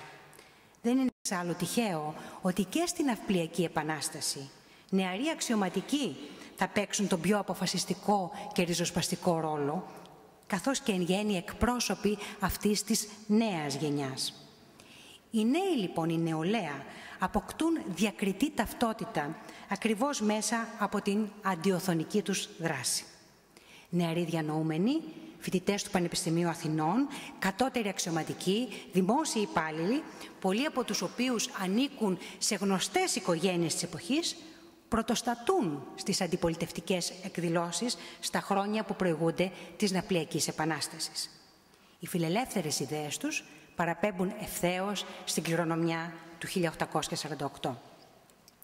Χαρακτηριστικότερο απ' όλα είναι ένα επεισόδιο που είναι γνωστό ως Σκιαδικά, το Μάιο του 1859, γεγονότα που, όπως έχει γράψει ο Κώστας Λάπας, δεν ήταν μια στενά φοιτητική κινητοποίηση, αλλά ένα ευρύτερο κίνημα της νεολαίας. Το όνομα Σκιαδικά προέρχεται από τα φτηνά καλοκαιρινά καπέλα που πρώτοι οι μαθητές του γυμνασίου φόρεσαν ως διαμαρτυρία εναντίον της χρήσης πολυτελών εισαγόμενων καπέλων. Αυτό ήταν ως υποστήριξη της εγχώριας παραγωγής κατά κάποιο τρόπο. Εν πάση περιπτώσει, αυτό που είναι σημαντικό είναι ότι αυτά τα επεισόδια κατέληξαν σε συγκρούσεις με την αστυνομία, φυλακίσεις και δίκες των πρωτεργατών και θεωρήθηκαν και είχαν βεβαίως αντιπολιτευτικό, αντιοθωνικό χαρακτήρα. Παρόλο λοιπόν που αναταραχές στους κόλπους της νεολαίας είχαν εκδηλωθεί τουλάχιστον από το 1858, με τα Σκιαδικά ξεκινάει το ισχυρό αντιοθωνικό ρεύμα που θα οδηγήσει εν τέλει και μέσω της Ναυπλιακής Επανάστασης στην έξωση του Όθωνα. Το 1859 εξάλλου είναι, όπως είπαμε πριν, η χρονιά που ξεσπά ο Γαλλοϊταλικός πόλεμος εναντίον της Αυστρίας, που θα οδηγήσει στην ενοποίηση της Ιταλίας. Οι διαδηλωτές των Σκιαδικών είχαν ονομάσει τους εαυτούς τους Γαριβαλδινούς και το Ιταλικό παράδειγμα αποτελούσε κοινό τόπο στις δημόσιες συζητήσεις. Λόγω των συγγενικών δεσμών με την Αυστρία και της φιλίας του με τον Αυστριακό πρεσβευτή στην Αθήνα, τον Πρόκης Όστεν, ο Όθων είχε κατηγορηθεί τότε από την αντιπολίτευση ως φιλοαυστριακός και επομένως ως εχθρός της πολιτικής και εθνικής επανάστασης που συμβόλιζε η Ιταλική εξέγερση. Η πολιτική κρίση στην Ελλάδα την εποχή εκείνη ήταν πολλαπλή. Καταρχάς υπήρχε η δυσαρέσκεια για το ανεκπλήρωτο της μεγάλης ιδέας, την εθνική ολοκλήρωση που εκκρεμούσε. Η ταπείνωση από την αγγλογαλλική κατοχή του Πειραιά στη διάρκεια του Κρημαϊκού πολέμου ήταν πρόσφατη και το γεγονός ότι οι Ιταλοί είχαν τη στήριξη των ξένων δυνάμεων σε αντίθεση με τους Έλληνες ερμηνεύονταν ως ανικανότητα του Όθωνα. Η κρίση της δυναστείας συνόψιζε πράγματι την πολιτική κρίση της εποχής. Το βασικό πρόβλημα ήταν ο αυταρχικός τρόπος με τον οποίο κυβερνούσε ο Όθων και η καταπάτηση του συντάγματος. Επρόκειτο όμως, και θέλω να το υπογραμμίσω αυτό, για κρίση της δυναστείας και όχι της μοναρχίας, δεδομένου ότι το αίτημα για εγκαθίδρυση δημοκρατικού πολιτεύματος και κατάλυσης της βασιλείας παρέμεινε περιθωριακό. Η κρίση της δυναστείας οφειλόταν επίσης και στο μείζον πρόβλημα της έλλειψης διαδόχου, που ανέκυψε συνεχώς σε συνδυασμό και με το θρήσκευμα του βασιλιά. Παρά τις επαφές που είχε κατά καιρούς ο Όθων για τη λύση του ζητήματος, δηλαδή να βρει διάδοχο, το θέμα παρέμενε ανοιχτό μέχρι τη στιγμή που ξέσπασε η Επανάσταση. Συμπεραίνοντας λοιπόν, η Ναυπλιακή Επανάσταση συνοψίζει όλα σχεδόν τα κοινωνικά και πολιτικά χαρακτηριστικά της εποχής, όπως τα περιγράψαμε σε ευρωπαϊκό και ελληνικό επίπεδο. Επρόκειτο για πολιτική επανάσταση, που είχε πολιτικά και όχι κοινωνικά αιτήματα και που φορείς της ήταν όλες εκείνες οι κοινωνικές ομάδες που ενσάρκωναν τις αλλαγές που είχαν συντελεστεί στην ελληνική κοινωνία. Αστεί, φοιτητές, νέοι, γυναίκες. Έχω μια επιφύλαξη βέβαια για το ρόλο της Καλλιόπης Παπαλεξοπούλου και μένει να εξεταστεί αν εντάσσεται στην νεωτερικότητα ή έχει παραδοσιακά χαρακτηριστικά. Είναι μια έρευνα που πρέπει να γίνει. Η Επανάσταση εκδηλώθηκε σε ένα από τα λίγα αστικά κέντρα του ελληνικού κράτους της φάσης πριν από την εκβιομηχάνηση, πριν δηλαδή να υπερκεραστούν από κέντρα όπως ο Πειραιάς. Η συμμετοχή και της Ερμούπολης στην Επανάσταση, του κύριου αστικού κέντρου της εποχής, μάλλον θα πρέπει να ερμηνευτεί μέσα σε αυτό το ιστορικό πλαίσιο. Και αυτό περιμένουμε να μας το πει ο Χρήστος Λούκος. Οι διακηρύξεις και οι πράξεις των επαναστατών παραπέμπουν στον μετριοπαθή φιλελευθερισμό. Η Ναυπλιακή Επανάσταση δεν ήταν στρατιωτικό πραξικόπημα, ούτε αντικαθιστωτική ή αντιμοναρχική κίνηση. Παρέπεμπε στις αρχές της 3ης Σεπτεμβρίου, έθετε ως στόχο την καταστροφή του συστήματος που ταυτιζόταν με την οθωνική διακυβέρνηση και εφάρμοσε την καθολική ψηφοφορία. Ο παραλληλισμός με το Ιταλικό κίνημα ήταν ρητός σε πολλά επίπεδα.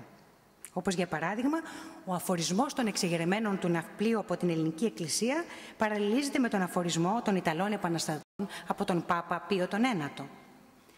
Τέλος, παρόλο που η Επανάσταση απέτυχε με στρατιωτικούς όρους, πέτυχε με πολιτικούς όρους, εφόσον λίγους μήνες αργότερα ο Όθων θα αναγκαστεί να εγκαταλείψει το θρόνο του και την Ελλάδα. Ο ύμνος της Επαναστάσεως που είχε συνθέσει ο Σπυρίδων Ζαβιτσάνος για τους ναυπλιώτες επαναστάτες ανήγγειλε άλλωστε το δυσίωνο τέλος του μονάρχη. Διαβάζω τη δεύτερη στροφή. Ο Θεός εις τας ημέρας τας τιάφτας συνηθίζει ή τους θρόνους να κρυμνίζει ή λαούς να στέφει τρεις. Με της βίας τους πελέκεις, με τας δάφνας των αγώνων, με το δόγμα των προγόνων. Σας ευχαριστώ πολύ.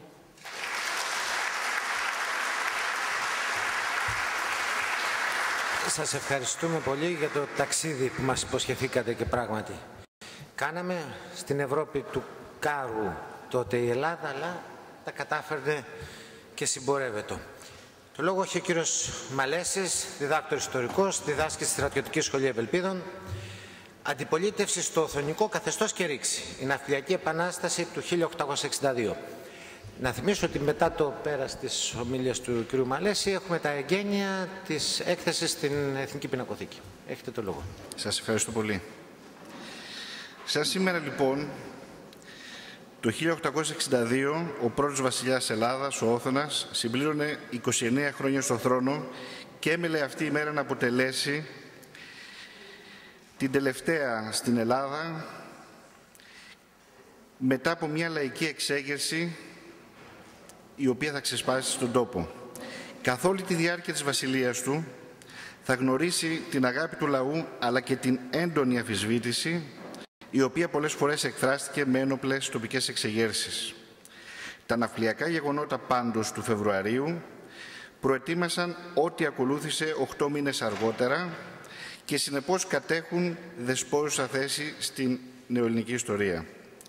Πριν εξετάσουμε αυτά καθεαυτά τα γεγονότα της ναυπλιακής εξέγερσης, κρίνεται σκόπιμο να εχνηλατήσουμε αδρομερώς τα αίτια που οδήγησαν σε αυτήν.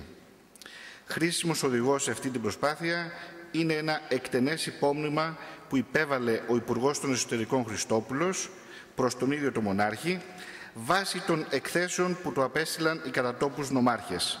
Λέει λοιπόν ο Υπουργός, εντόπιζε μάλλον τους προτέτειους της αντιδυναστικής κίνησης σε, όπως λέει εντός εισαγωγικών, ολίγους ανήκοντας στην τάξη των νοημονεστέρων, οι οποίοι εκτός των άλλων ήταν φιλόδοξοι και φύλαρχοι, όργανα της διαφθοράς των πνευμάτων.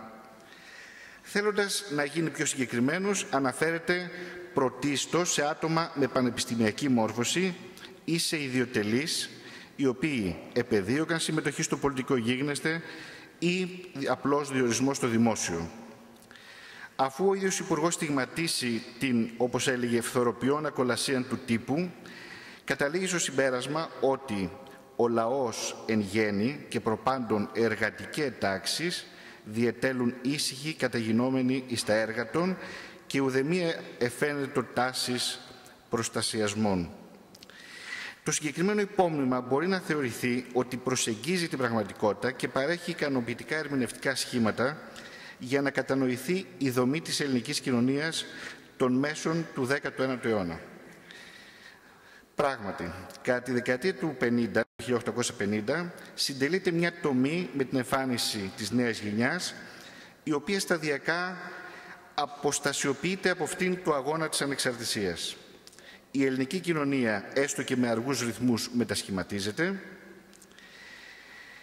και παρατηρείται μια αύξηση του πληθυσμού της χώρας, ιδιαίτερα του αστικού. Τα παλαιά αστικά κέντρα, όπως το Ναύπλιο, αλλά και τα νέα διοικητικά, εμπορικά, ναυτιλιακά κέντρα, γίνονται σιγά σιγά χώροι εκόλαψης νέων ιδεολογικών και πολιτικών ρευμάτων. Η ανάγκη για ενημέρωση ικανοποιείται καλύτερα και όλα αυτά συντείνουν με τη σειρά τους στη σταδιακή άρθρωση ενός αντιπολιτευτικού λόγου ή έστω αμφισβήτησης του πολιτικού συστήματος, όπως αυτό είχε παγιωθεί κατά τη μεταπαναστική περίοδο. Καθώς η πρόοδος του θεσμοθετημένου εκπαιδευτικού συστήματος είναι αξιόλογη, παρατηρείται μείωση του ποσοστού των αναλφάβητων, ενώ το Πανεπιστήμιο γίνεται η μήτρα από την οποία θα γεννηθεί η χρυσή νεολαία, η οποία σε κάθε ευκαιρία περί τα τέλη της δεκαετίας του 1850 θα εκφράσει τα αντιδυναστικά της αισθήματα, με πιο χαρακτηριστική περίπτωση των σκιαδικών, όπως είπε η κυρία Κουλούρη. Οι μορφωμένοι νέοι θα γίνουν οι πιο ευαίσθητοι δέκτες των μηνυμάτων του ρομαντισμού και του φιλελευθερισμού που έπνεε στη Δύση και ο ενδυνάμει φορέας της όποιας πολιτικής μεταβολής. Έτσι, η μεταπεναστατική γενιά θέτει ως ελάχιστο το διεκδικήσεών της την τήρηση και την εφαρμογή ενός κανονιστικού πλαισίου στην πολιτική ζωή, βασισμένου σε συνταγματικές δεσμεύσεις, ανώθευτου από οποιασδήποτε αυθαίρετες παρεμβάσεις της πολιτικής και κυρίως της πολιτιακής εξουσίας. Να σημειωθεί ότι στην πολιτική ζωή της η συνταγματική μεταβολή του 1844 ελάχιστα μετέβαλε τους όρους λειτουργίας των πολιτικών θεσμών, καθώς το σύστημα ήταν μετέωρο μεταξύ ενός τυπικά θεσμοθετημένου περιορισμού των βασιλικών εξουσιών και της σταθερά επαναλαμβανόμενης οθωνικής αυθαιρεσίας. Γαλοχημένος με τις αρχές απόλυτης μοναρχίας, ο Όθων δεν πίστεψε ποτέ στις αρχές του κοινοβουλευτισμού και όταν αναγκάστηκε να παραχωρήσει σύνταγμα, προτίμησε να ελύσεται αδέξια στους σκολιούς δρόμους της κομματικής διαπάλης, άλλοτε μεροληπτώντας και άλλοτε επιδεικνύοντας μεγαθυμία και επίοικια για να αποσπάσει την αναγκαία νομιμοποίηση ή ανοχή. Και όμως, ο μονάρχης έχερε της εμπιστοσύνης κοινωνίας στο μεγαλύτερο χρονικό διάστημα της βασιλείας του. Η αξιοπρεπής μάλιστα στάση που τήρησε κατά τη διάρκεια του Κρημαϊκού πολέμου, ασχέτως αν μερίδιο ευθύνης βαραίνει και τον ίδιο, αναβάπτισε αυτήν την εμπιστοσύνη και ανέκοψε το κυοφορούμενο αντιδυναστικό ρεύμα. Ταυτοχρόνως όμως, η ταμή συμπεριφορά του Λονδίνου και του Παρισιού κατά τα γεγονότα του 1854 σήμαινε και το τέλος των ψευδαισθήσεων για τις προθέσεις των δυνάμεων ως προς το εθνικό ζήτημα. Η μεγάλη ιδέα, διαρκώς παρούσα στις συζητήσεις εντός και εκτός Κοινοβουλίου, ιστριλατούσε το Πανελλήνιο, χωρίς να τεθεί όμως ποτέ με όρους ρεαλιστικούς βάσει μιας σχεδιασμένης πολιτικής. Τις δημοκοπικές κορώνες της ηγεσίας, της πολιτικής ηγεσίας για το ζήτημα, εζήλωσε και ο Όθων. Και αν οι πολιτικοί άνδρες αληθόριζαν προς αλήτρωτες πατρίδες έχοντας κατά νου την καρδιοβόρον κάλπη, στον μονάρχη θα μπορούσαμε να κατολογήσουμε αφέλεια ή άγνοια κινδύνου. Έτσι, τα προσωπικά κέρδη με την ανύψωση του γοήτρου του από τα γεγονότα 1854-56 γρήγορα εξατμίστηκαν και ακόμα πιο γρήγορα έγιναν βρόχος για τη δυναστεία του 1859. Τη φορά αυτή, ο Ιταλοαυστριακός πόλεμος γέννησε πάλι ελπίδες σε μεγάλη μερίδα της κοινής γνώμης, αλλά η ουδετερότητα της Ελλάδας ερμηνεύτηκε, ασφαλώς κατά τρόπο αυθαίρετο, από την αντιπολίτευση ως απεμπόληση των εθνικών συμφερόντων εκ μέρους του παλατιού. Εκτός όμως από τα εθνικά διέξοδα, η δεκαετία του 1850 σηματοδοτεί και την εξάντληση, για να θυμηθούμε τον Καλλιγά, των υπαρχόντων κομμάτων, έτσι ώστε στις αρχές δεκαετίας του 1860 να αναφερόμαστε σε κρίση εκπροσώπησης, η οποία ευνοούσε την όξυνση της κριτικής και συσσόρευε εκρηκτικό υλικό στα θεμέλια του οικοδομήματος. Σε όλα αυτά μπορούμε να προσθέσουμε και άλλα προβλήματα, όπως την ατεκνία του βασιλικού ζεύγους, πρόβλημα που τροφοδοτούσε την κοινή γνώμη με πλήθος φημών, ενίοτε κακόβουλων και κακεντρεχών. Κυρίως όμως συνδεόταν με την ευρωπαϊκή πολιτική, καθώς το ζήτημα της διαδοχής διαπλεκόταν με τα αλληλοσυγκρουόμενα συμφέροντα των δυνάμεων. Ταυτοχρόνως αποκτούσε και θρησκευτική δογματική διάσταση, αφού το 40ο άρθρο του Συντάγματος προέβλεπε ότι ο διάδοχος θα έπρεπε να ασπαστεί το ορθόδοξο δόγμα, κάτι που τα μέλη της βαβαρικής δυναστείας αρνούνταν. Έτσι, τα ναυπλιακά γεγονότα δεν αποτελούσαν κεραυνό ενεθρία. Στο διωγγούμενο αντιδυναστικό ρεύμα, η κεντρική εξουσία απάντησε με επίταση των κατασταλτικών μέτρων, γεγονός που φανέρωνε την εξάντληση των δυνατοτήτων της για να αποσπά την νομιμοποίηση ή έστω την ανοχή των αστικοποιημένων στρωμάτων της κοινωνίας. Οι παραπομπές σε δίκη ή οι εκτοπίσεις όσων κατηγορούνται για αντικαθεστωτική συμπεριφορά, με πιο χαρακτηριστική του Δελιγιώργη στην Κύθνο, είχε ως αποτέλεσμα το κλίμα δυσαρέσκειας να διαχυθεί από την πρωτεύουσα σε επαρχιακές πόλεις, μεταξύ των οποίων εξέχουσα θέση έχει το Ναύπλιο. Στην πόλη λοιπόν που μας φιλοξενεί υπηρετούσαν τότε, έχοντας υποστεί δυσμενή μετάθεση, ανώτεροι αξιωματικοί όπως ο ταγματάρχης Χαράλαμπος Ζυμβρακάκης, ο ταγματάρχης Δημήτριος Βότσαρης, γιος του ήρωα Μάρκου, ενώ ο Πάνος Κοροναίος ήταν φυλακισμένος στην Ακροναυπλία. Στη στρατιωτική ιεραρχία, τον υψηλότερο βαθμό μεταξύ των αξιωματικών που υπηρετούσαν τότε στην πόλη, είχε ο συνταγματάρχης Αρτέμιος Μίχου, διοικητής του Δευτέρου Τάγματος Πεζικού, ένστολος με μεγάλο κύρος και απήχηση λόγω της συμμετοχής του στον αγώνα, ιδιαίτερα στην πολιορκία του Μεσολογγίου, αλλά και στο κίνημα της 3ης Σεπτεμβρίου. Να σημειωθεί επίσης και η παρουσία ενός δυναμικού υπολοχαγού, του Δημητρίου Γρίβα, γιου του Θοδωράκη, του οπλαρχηγού, ο οποίος το 1846 ως Εύελπης είχε αποβληθεί οριστικά από τη σχολή ως ένας από τους πρωτέτιους της ένοπλης τάσης των σπουδαστών και ο οποίος θα διαδραματίσει σημαντικό ρόλο στα γεγονότα. Εδώ ακόμη υπήρχε και ένας πυρήνας αντικαθεστωτικών με σημαίνουσες προσωπικότητες. Διακρίνονται μεταξύ άλλων ο υποπρόξενος του Βελγίου Σπυρίδων Ζαβιτσάνος, ο εφέτης Γεώργιος Πετμεζάς, της γνωστής καλαβριτινής οικογένειας, ο πρωτοδίκης Πέτρος Μαυρομιχάλης, εκονός του Πετρόμπεϊ, ο δήμαρχος Πολυχρόνιος Ζαφυρόπουλος, δικηγόροι όπως ο Κωνσταντίνος Πετσάλης και ο Ιωάννης Παπαζαφυρόπουλος, ο Μιχαήλ Ιατρός, μεγαλέμπορος με ποικίλες οικονομικές δραστηριότητες και τεράστια οικονομική επιφάνεια, αλλά και μια δυναμική γυναίκα αρχοντικής καταγωγής, ιεροφάντης των στασιαστικών ιδεών όπως έχουν γράψει, η Καλλιόπη Παπαλεξοπούλου, το σπίτι της οποίας είχε καταστεί λέσχη πολιτικών συζητήσεων. Η Παπαλεξοπούλου ήταν κόρη του προεστού των πατρών Ανδρέα Καλαμογδάρτη και χείρα του γερουσιαστή και δημάρχου του Ναυπλίου Σπυρίδωνος Παπαλεξόπουλου.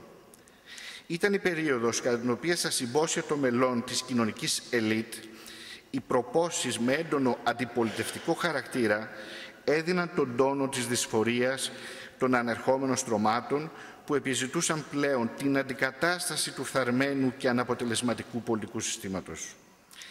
Εκτός από το εκρηκτικό μείγμα αντιφρονούντων στρατιωτικών και ευυπόλοιπτων πολιτών, να συνυπολογίσουμε ότι η πόλη διέθετε 3 φρούρια και σημαντικές αποθήκες με στρατιωτικό υλικό, παράγοντες δηλαδή ευνοϊκούς για μια δυναμική αναμέτρηση με τις καθεστωτικές δυνάμεις. Βάσει της τελευταίας διαπιστώσεως, οι γείτονες της ένοπλης ρήξης θα πρέπει να αναζητηθούν σε μια ιδιαίτερη επαγγελματική κατηγορία, αυτή των στρατιωτικών. Οι αξιωματικοί στην ελληνική κοινωνία περιβάλλονταν με εκτίμηση και το επάγγελμά τους συνοδευόταν από υψηλό κύρος. Το νέο αυτό επάγγελμα του αξιωματικού, αποφύτου της Σχολής Ευελπίδων πια, είχε ποιοτική διαφορά από το ανάλογο της γενιάς Επανάστασης. Ο εμπειρικός αξιωματικός έγινε μέσα από τον αγώνα λαϊκός ήρωας και πρότυπο θαυμασμού. Από την άλλη, οι πρώτες γενιές των αξιωματικών της Ευελπίδων έσαν αρχικά στη σκιά αυτών των ηρώων, τους είχαν ακόμη ζωντανά παραδείγματα, ταυτόχρονα όμως ακολουθούσαν ένα επάγγελμα με σκοπό να σταδιοδρομήσουν ως μισοδοτούμενοι από το νεότευτο κράτος. Βιώνοντας και εμπεδώντας την οκταετή αυστηρή πειθαρχία στη σχολή, αποκτώντας κατάρτιση και εξειδίκευση, πρωτόγνωρη για τα ελληνικά δεδομένα, αφομοιώντας σταδιακά τα δυτικοευρωπαϊκής προέλευσης πρότυπα, αποστασιοποιούνται σταδιακά από τις συνήθειες των γονέων τους. Βεβαίως, βασικός στόχος της πολιτικής των Βαβαρών ήταν η συγκρότηση ενός τακτικού και πειθαρχημένου στρατού, πυθύνιου στις επιλογές της κεντρικής εξουσίας και βασικού ερίσματός της. Ωστόσο, η ανάμειξη των στρατιωτικών στις πολιτικές εξελίξεις, εμέσως ή αμέσως, δεν έλειψαν. Είτε διότι αναπαράγονταν οι πελατειακές σχέσεις και η πρόσδεση σε ένα δίκτυο πολιτικών προστατών αποτελούσε σχεδόν μονόδρομο για την επαγγελματική τους ανέλυξη, είτε διότι εμφορούμενοι από δυτικοευρωπαϊκής προέλευσης φιλελεύθερες αντιλήψεις, μέρος των Ελλήνων αξιωματικών δεν έπαψε να δίνει το ιδεολογικό και πολιτικό του στίγμα. Και ασφαλώς, όταν αναφερόμαστε στην οθωνική περίοδο, πρέπει να συνυπολογιστεί η μακρόχρονη αντίθεση μεταξύ Ελλήνων και Βαβαρών αξιωματικών, προϊόν αμοιβαίας καχυποψίας και διαγωνισμού για την ακατάληψη επίζηλων θέσεων και προαγωγών. Ανακεφαλαιώντας, ως προς τα αίτια που οδήγησαν στη ρήξη του 1962, διακρίνουμε ένα ευρύ φάσμα λόγων και αιτημάτων που ελάβνονταν από στόχους με υφή φιλελεύθερη δημοκρατική και φτάνουν έως εθνικούς, μεγαλοειδετικούς ή και συντεχνιακούς. Αυτό το σύνθημα των αιτημάτων θα βρει απόλυξη στο παράτολμο διάβημα του 1862. Και αν μέχρι τότε τα πειρά των αντιφρονούντων συγκέντρωνε η αυλή, η μισητή καμαρίλα, τώρα το επίκεντρο της κριτικής θα αγγίξει και το πρόσωπο του μονάρχη, η λαϊκή νομιμοποίηση του οποίου είχε υποστεί σημαντικές ρογμές. Η αφορμή θα δοθεί από μια κυβερνητική κρίση, όταν ο Όθων στην προσπάθειά του να υπερκεράσει τις δυσχέρειες για το σχηματισμό κυβέρνησης έδωσε την εντολή στον Κανάρη, ο οποίος έχερε καθολικής αναγνωρίσεως και σεβασμού. Ο γέρος ναυμάχος έθεσε κάποιους όρους. Ο μονάρχης όμως παλινώδησε και διατήρησε την πρωθυπουργία τον Αθανάσιο Μιαούλη. Η προσβλητική συμπεριφορά του θρόνου απέναντι στον ήρωα απέδειξε το αδιέξοδο και την εξάντληση των δυνατοτήτων για τακτικούς ελιγμούς. Στο Ναύπλιο είχαν αρχίσει συνωμοτικές κινήσεις μεταξύ αξιωματικών και σε συνεργασία με τοπικούς παράγοντες είχαν προσδιορίσει τη νύχτα της 3ης προς 4η Φεβρουαρίου ως χρόνο εκδήλωσης Επανάστασης. Λόγω όμως της κατάσχεσης ενός ύποπτου φακέλου που είχε αποστείλει ο Ζαβιτσάνος σε αντικαθεστωτικούς των Αθηνών για τον καλύτερο συντονισμό των κινήσεων, οι εξελίξεις επισπεύστηκαν. Ο αντισυνταγματάρχης Μίχου, αφού συνεννοήθηκε με τον Κοροναίο και άλλους αξιωματικούς, κήρυξαν την Επανάσταση τη νύχτα της 1ης Φεβρουαρίου στο όνομα της υπεράσπισης των δικαιωμάτων και των ελευθεριών του λαού, όπως έγραφαν. Στις 3 τα ξημερώματα, στην πλατεία Πλατάνου, παρατάχθηκε ο λόγος πυροβολικού και οι 2 λόγοι του πεζικού. Οι πολίτες που έσπευσαν, ο πύρινος λόγος που εκφώνησε ο δικηγόρος Πετσάλης, οι πυροβολισμοί και οι πεάνες είχαν δημιουργήσει ενθουσιώδη ατμόσφαιρα. Αμέσως καταλήφθηκε το Παλαμίδι, αφού ο βαβαρός αντισυνταγματάρχης Λουδοβίκος Στέλβαχ δεν πρόβαλε καμία αντίσταση. Οι επαναστάτες, αφού συγκρότησαν επιτροπή για την τήρηση της τάξης, κάλεσαν το λαό να υπερασπιστεί, όπως έλεγαν, την ευσεβή εφαρμογή του συνταγματικού πολιτεύματος. Στο ίδιο πνεύμα και η διακήρυξη του Δημάρχου Ζαφυρόπουλου, ενώ η σύλληψη του νομάρχη και ο κατοίκον περιορισμός των στρατιωτικών που διαφοροποιήθηκαν, επιβεβαίωναν την απόλυτη επικράτηση των επαναστατών στην πόλη. Χαρακτηριστικό πάντως είναι το γεγονός ότι ενώ οι στρατιωτικοί ανέλαβαν τον έλεγχο κομβικών στρατιωτικών σημείων, η εξουσία ανατέθηκε μετά από ψηφοφορία σε πολίτες, την λεγόμενη Διοικητική Επιτροπή. Στη διακήρυξή της τέθηκαν ως επιδιώξεις ή, όπως έλεγαν, κατάπτωσης του συστήματος, δηλαδή του εξουσιαστικού πλέγματος που είχε εμφανιστεί πέριξη των ανακτόρων, όχι όμως ο ίδιος ο μονάρχης, και η σύγκληση, επίσης ένα άλλο αίτημα, νέας βουλής που θα διασφάλιζε τις καταπατημένες, όπως έλεγαν, λαϊκές ελευθερίες. Μετριοπαθή στόχη, δεδομένου ότι επρόκειτο για ένοπλη εξέγερση, προφανώς προϊόν συμβιβασμού που υπαγορευόταν από την καταλυτική ανάμειξη των δυνάμεων στα εσωτερικά ζητήματα της χώρας. Για την καλύτερη διεξαγωγή του αγώνα της Επανάστασης διενεργήθηκε έρανος μεταξύ των πολιτών, ενώ τις επαναστατικές δυνάμεις έσπευσαν να συνδράμουν εθελοντικά σώματα πολιτών από τη Λακωνία και την Τρίπολη. Γεγονός ενδεικτικό της αποφασιστικότητας των επαναστατών ήταν η έκδοση εφημερίδας με τίτλο «Ο Συνταγματικός Έλλην» και υπότιτλο «Εφημερής των αρχών της 1ης Φεβρουαρίου», ένα βήμα τροποτινά για να παρουσιάζονται οι επίσημες θέσεις των επαναστατών και κυρίως ένας διάβλος για τη διάδοση του επαναστατικού πνεύματος. Τις οργανωτικές προσπάθειες ακολούθησε το δίλημμα αν ήταν προτιμότερο να πραγματοποιηθεί εκστρατεία στην πρωτεύουσα, προκειμένου να χτυπηθεί ο πυρήνας του καθεστώτος, άποψη που εξέφρασε ο Κοροναίος, ή να οργανωθεί η επανάσταση στην πόλη, χωρίς να εκτεθούν σε μεγαλύτερο κίνδυνο οι δυνάμεις, περιμένοντας τη διάδοσή τους, άποψη του Μίχου. Επικράτησε η άποψη η δεύτερη, του Μίχου. Ωστόσο, οι αντικαθεστωτικές λαϊκές εκδηλώσεις που σημειώθηκαν σε ορισμένες πόλεις στερεάς Πελοποννήσου και κυρίως των Κυκλάδων δεν πήραν τις αναμενόμενες διαστάσεις και κατεστάλησαν σχετικά εύκολα. Στην πρωτεύουσα, ο Όθων και το Υπουργικό Συμβούλιο αποφάσισαν να στείλουν στρατεύματα στην Κόρινθο, ανέστειλαν τη λειτουργία του Πανεπιστημίου και των Γυμνασίων και απαγόρευσαν την έκδοση του αντιπολιτευόμενου τύπου. Επικεφαλής των κυβερνητικών στρατευμάτων τέθηκε ο Γερμανοελβετός στρατηγός Χαν, ενώ ο ίδιος ο μονάρχης, για να υπογραμμίσει την κρισιμότητα της κατάστασης, μετέβη στην Κόρινθο για να εμψυχώσει τους άντρες του κυβερνητικού στρατού. Όλα έδειχναν ότι επίκυνται σφοδρές συγκρούσεις. Προηγουμένως όμως οι αντικαθεστωτικοί φρόντισαν με υπόμνημά τους προς πρεσβευτές των δυνάμεων να αιτιολογήσουν την κίνησή τους και να εξασφαλίσουν τουλάχιστον την ανοχή τους. Το συγκεκριμένο υπόμνημα αποτελεί το πλέον επίσημο κείμενο των επαναστατών, ένα είδος μανιφέστου, με το οποίο αρχικά καταγγελόταν η συνεχής παραβίαση του καταστατικού χάρτη της χώρας και η νόθευση της εκλογικής διαδικασίας από την, όπως έλεγαν, ψευδή συνταγματική κυβέρνηση. Διαπιστώνουν αδυναμία επιλύσεως, εισαγωγικά, παντός σπουδαίου και ουσιώδους εθνικού ζητήματος, δηλαδή μεγάλη ιδέα, και αφού τονίσουν την ανάγκη σωτηρίας της πατρίδος και υπερασπίσεως των δικαιωμάτων του πολίτου και του ανθρώπου, κατέληγαν με τη διαβεβαίωση ότι δεν απέβλεπαν εισαγωγικά εις προσβολήν της δια των συνθηκών καθιερωθήσεις και υφισταμένης εν Ελλάδη μοναρχικής και συνταγματικής τάξεως ή των διεθνών σχέσεων, και ότι η ενέργειά τους δεν έφυγε τους υψηλούς περί της Ανατολής σκοπούς των μεγάλων δυνάμεων. Προφανής ο στόχος να εξασφαλιστεί η ανοχή των δυνάμεων, λοιπόν, και αναγκαστικός αν ληφθούν υπόψη όλες οι παράμετροι ιδρύσεως και λειτουργίας του ελληνικού κράτους βάσει των διεθνών συνθηκών. Αυτό όμως που αποκαλύπτεται είναι ότι δεν ετέθη καν καθεστωτικό ζήτημα, ενώ στην κορυφαία ίσως εξέγερση εναντίον του Όθωνος δεν αναφέρεται το όνομα του μονάρχη, ούτε τέθηκε καν ζήτημα ανατροπής του. Ασφαλώς το συγκεκριμένο κείμενο πρέπει να είναι, όπως είπαμε και πριν, προϊόν συμβιβασμού μεταξύ των διαφόρων τάσεων που υπήρχαν στους κόλπους των επαναστατών. Διότι, όπως αποδείχθηκε συνέχεια, υπήρχαν τουλάχιστον δύο τάσεις, μία μετριοπαθής και μία διάλακτη.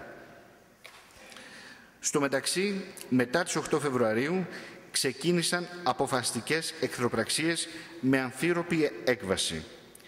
Η εκπόρθηση των οχυρών θέσεων των επαναστατών, τα υψώματα της Αρίας, ο προφήτης Ηλίας και ο Μήλος Ταπαγκόπουλου, ήταν εξαιρετικά δύσκολο εγχείρημα και για το λόγο αυτό αποφασίστηκε να ξεκινήσει πολιορκία με τη σταδιακή σύσφυξη του κλειού γύρω από την πόλη.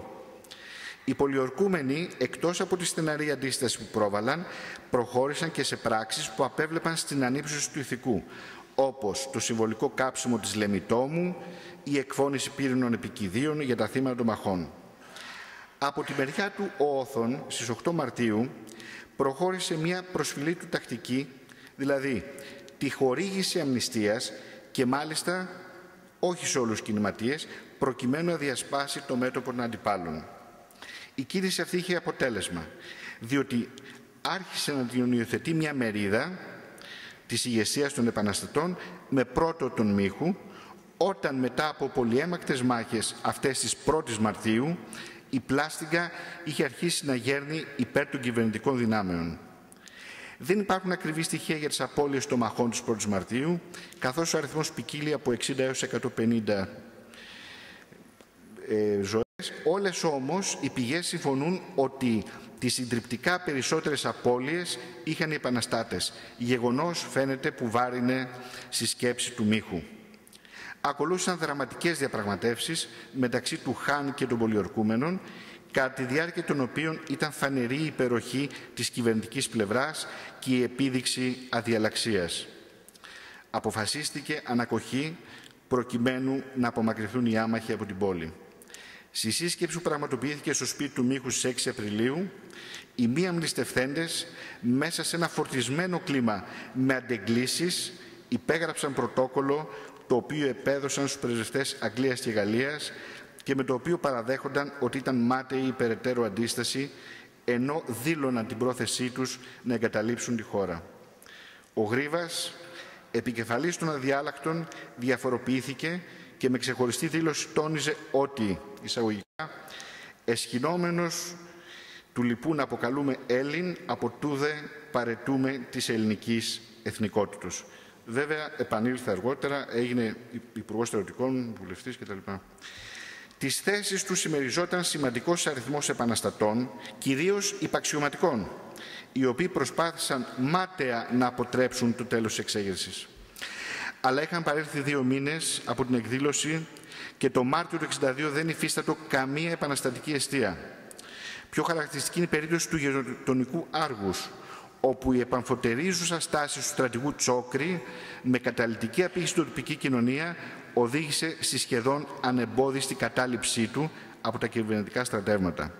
Συνεπώς, το ναύπλιο απομονωμένο αποτελούσε τη μοναδική επαναστατική εστία και η σταδιακή έλλειψη των αναγκαίων αγαθών μπροστά στις σαφώς υπέρτερες κυβερνητικές δυνάμεις καθιστούσε τον αγώνα ατελεσφόρητο. Τελικά αποφασίστηκε σύναψη ανακοχής προκειμένου να απομακρυνθεί ο άμαχος πληθυσμός, ο οποίος εγκαταστάθηκε σε γειτονικές περιοχές.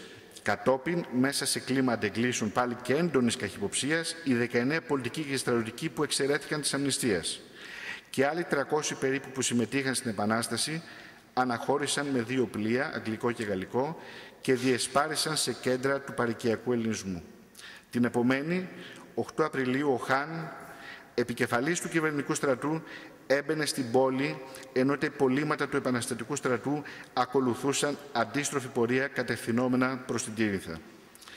Η υποστολή των κόκκινων επαναστατικών σημεών και η έπαρση της επίσημης βασιλικής υπογράμμιζε και συμβολικά το τέλος των ναυπλιακών του 1862. Τελειώνοντας, ως συμπέρασμα, ο περιορισμός εξέγερσης μόνο στον ναύπλιο, ο κακός συντονισμός εν αντιθέσει με τις κυβερνητικές δυνάμεις που κινήθηκαν με ασυνήθιστη ταχύτητα και αποφασιστικότητα, καθώς και η απουσία ηγεσίας με ξεχωριστή ικανότητα και πανελλήνια εμβέλεια, συνιστούν λόγους που οδήγησαν στην καταστολή της εξέγερσης. Κυρίως όμως, η έλλειψη βασικού ιδεολογικού προσανατολισμού δημιούργησε, παρά το ενθουσιώδες κλίμα που επικράτησε αρχικά, σύγχυση ως προς τους στόχους και συνεπώς εύθραυστο εσωτερικό μέτωπο στις τάξεις των επαναστατών. Είναι παρακινδυνευμένο να θεωρηθούν τα ναυπλιακά ως μια εξέγερση νεοπαγούς αστικής τάξης, διότι έλειπαν οι αντικειμενικές κοινωνικές προϋποθέσεις. Πάντως, η νίκη της δυναστείας ήταν προσωρινή. Ο τελευταίος πρωθυπουργός της Οθωνικής περίοδου, ο Ιωάννης Γενναίος Κολοκοτρώνης, συνόψιζε 6 μήνες αργότερα το ζήτημα ευστόχως. Δυναστεία, απολέσασα την αγάπη του λαού, δεν πρέπει να στηρίζεται εν Ελλάδη δια της βίας. Ευχαριστώ πολύ.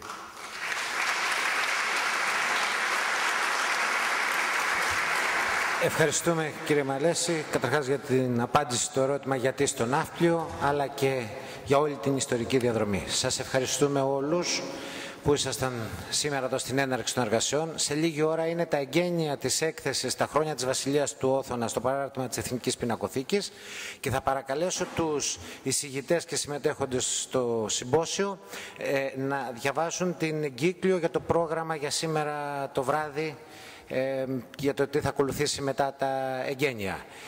Στους υπόλοιπους και ειδικά στους ναυπλιώτες παρακαλώ όχι ξενύχτη σήμερα και κούραση, διότι αύριο αρχίζουμε νωρίς και χρειαζόμαστε την παρουσία σας. Σας ευχαριστούμε πολύ.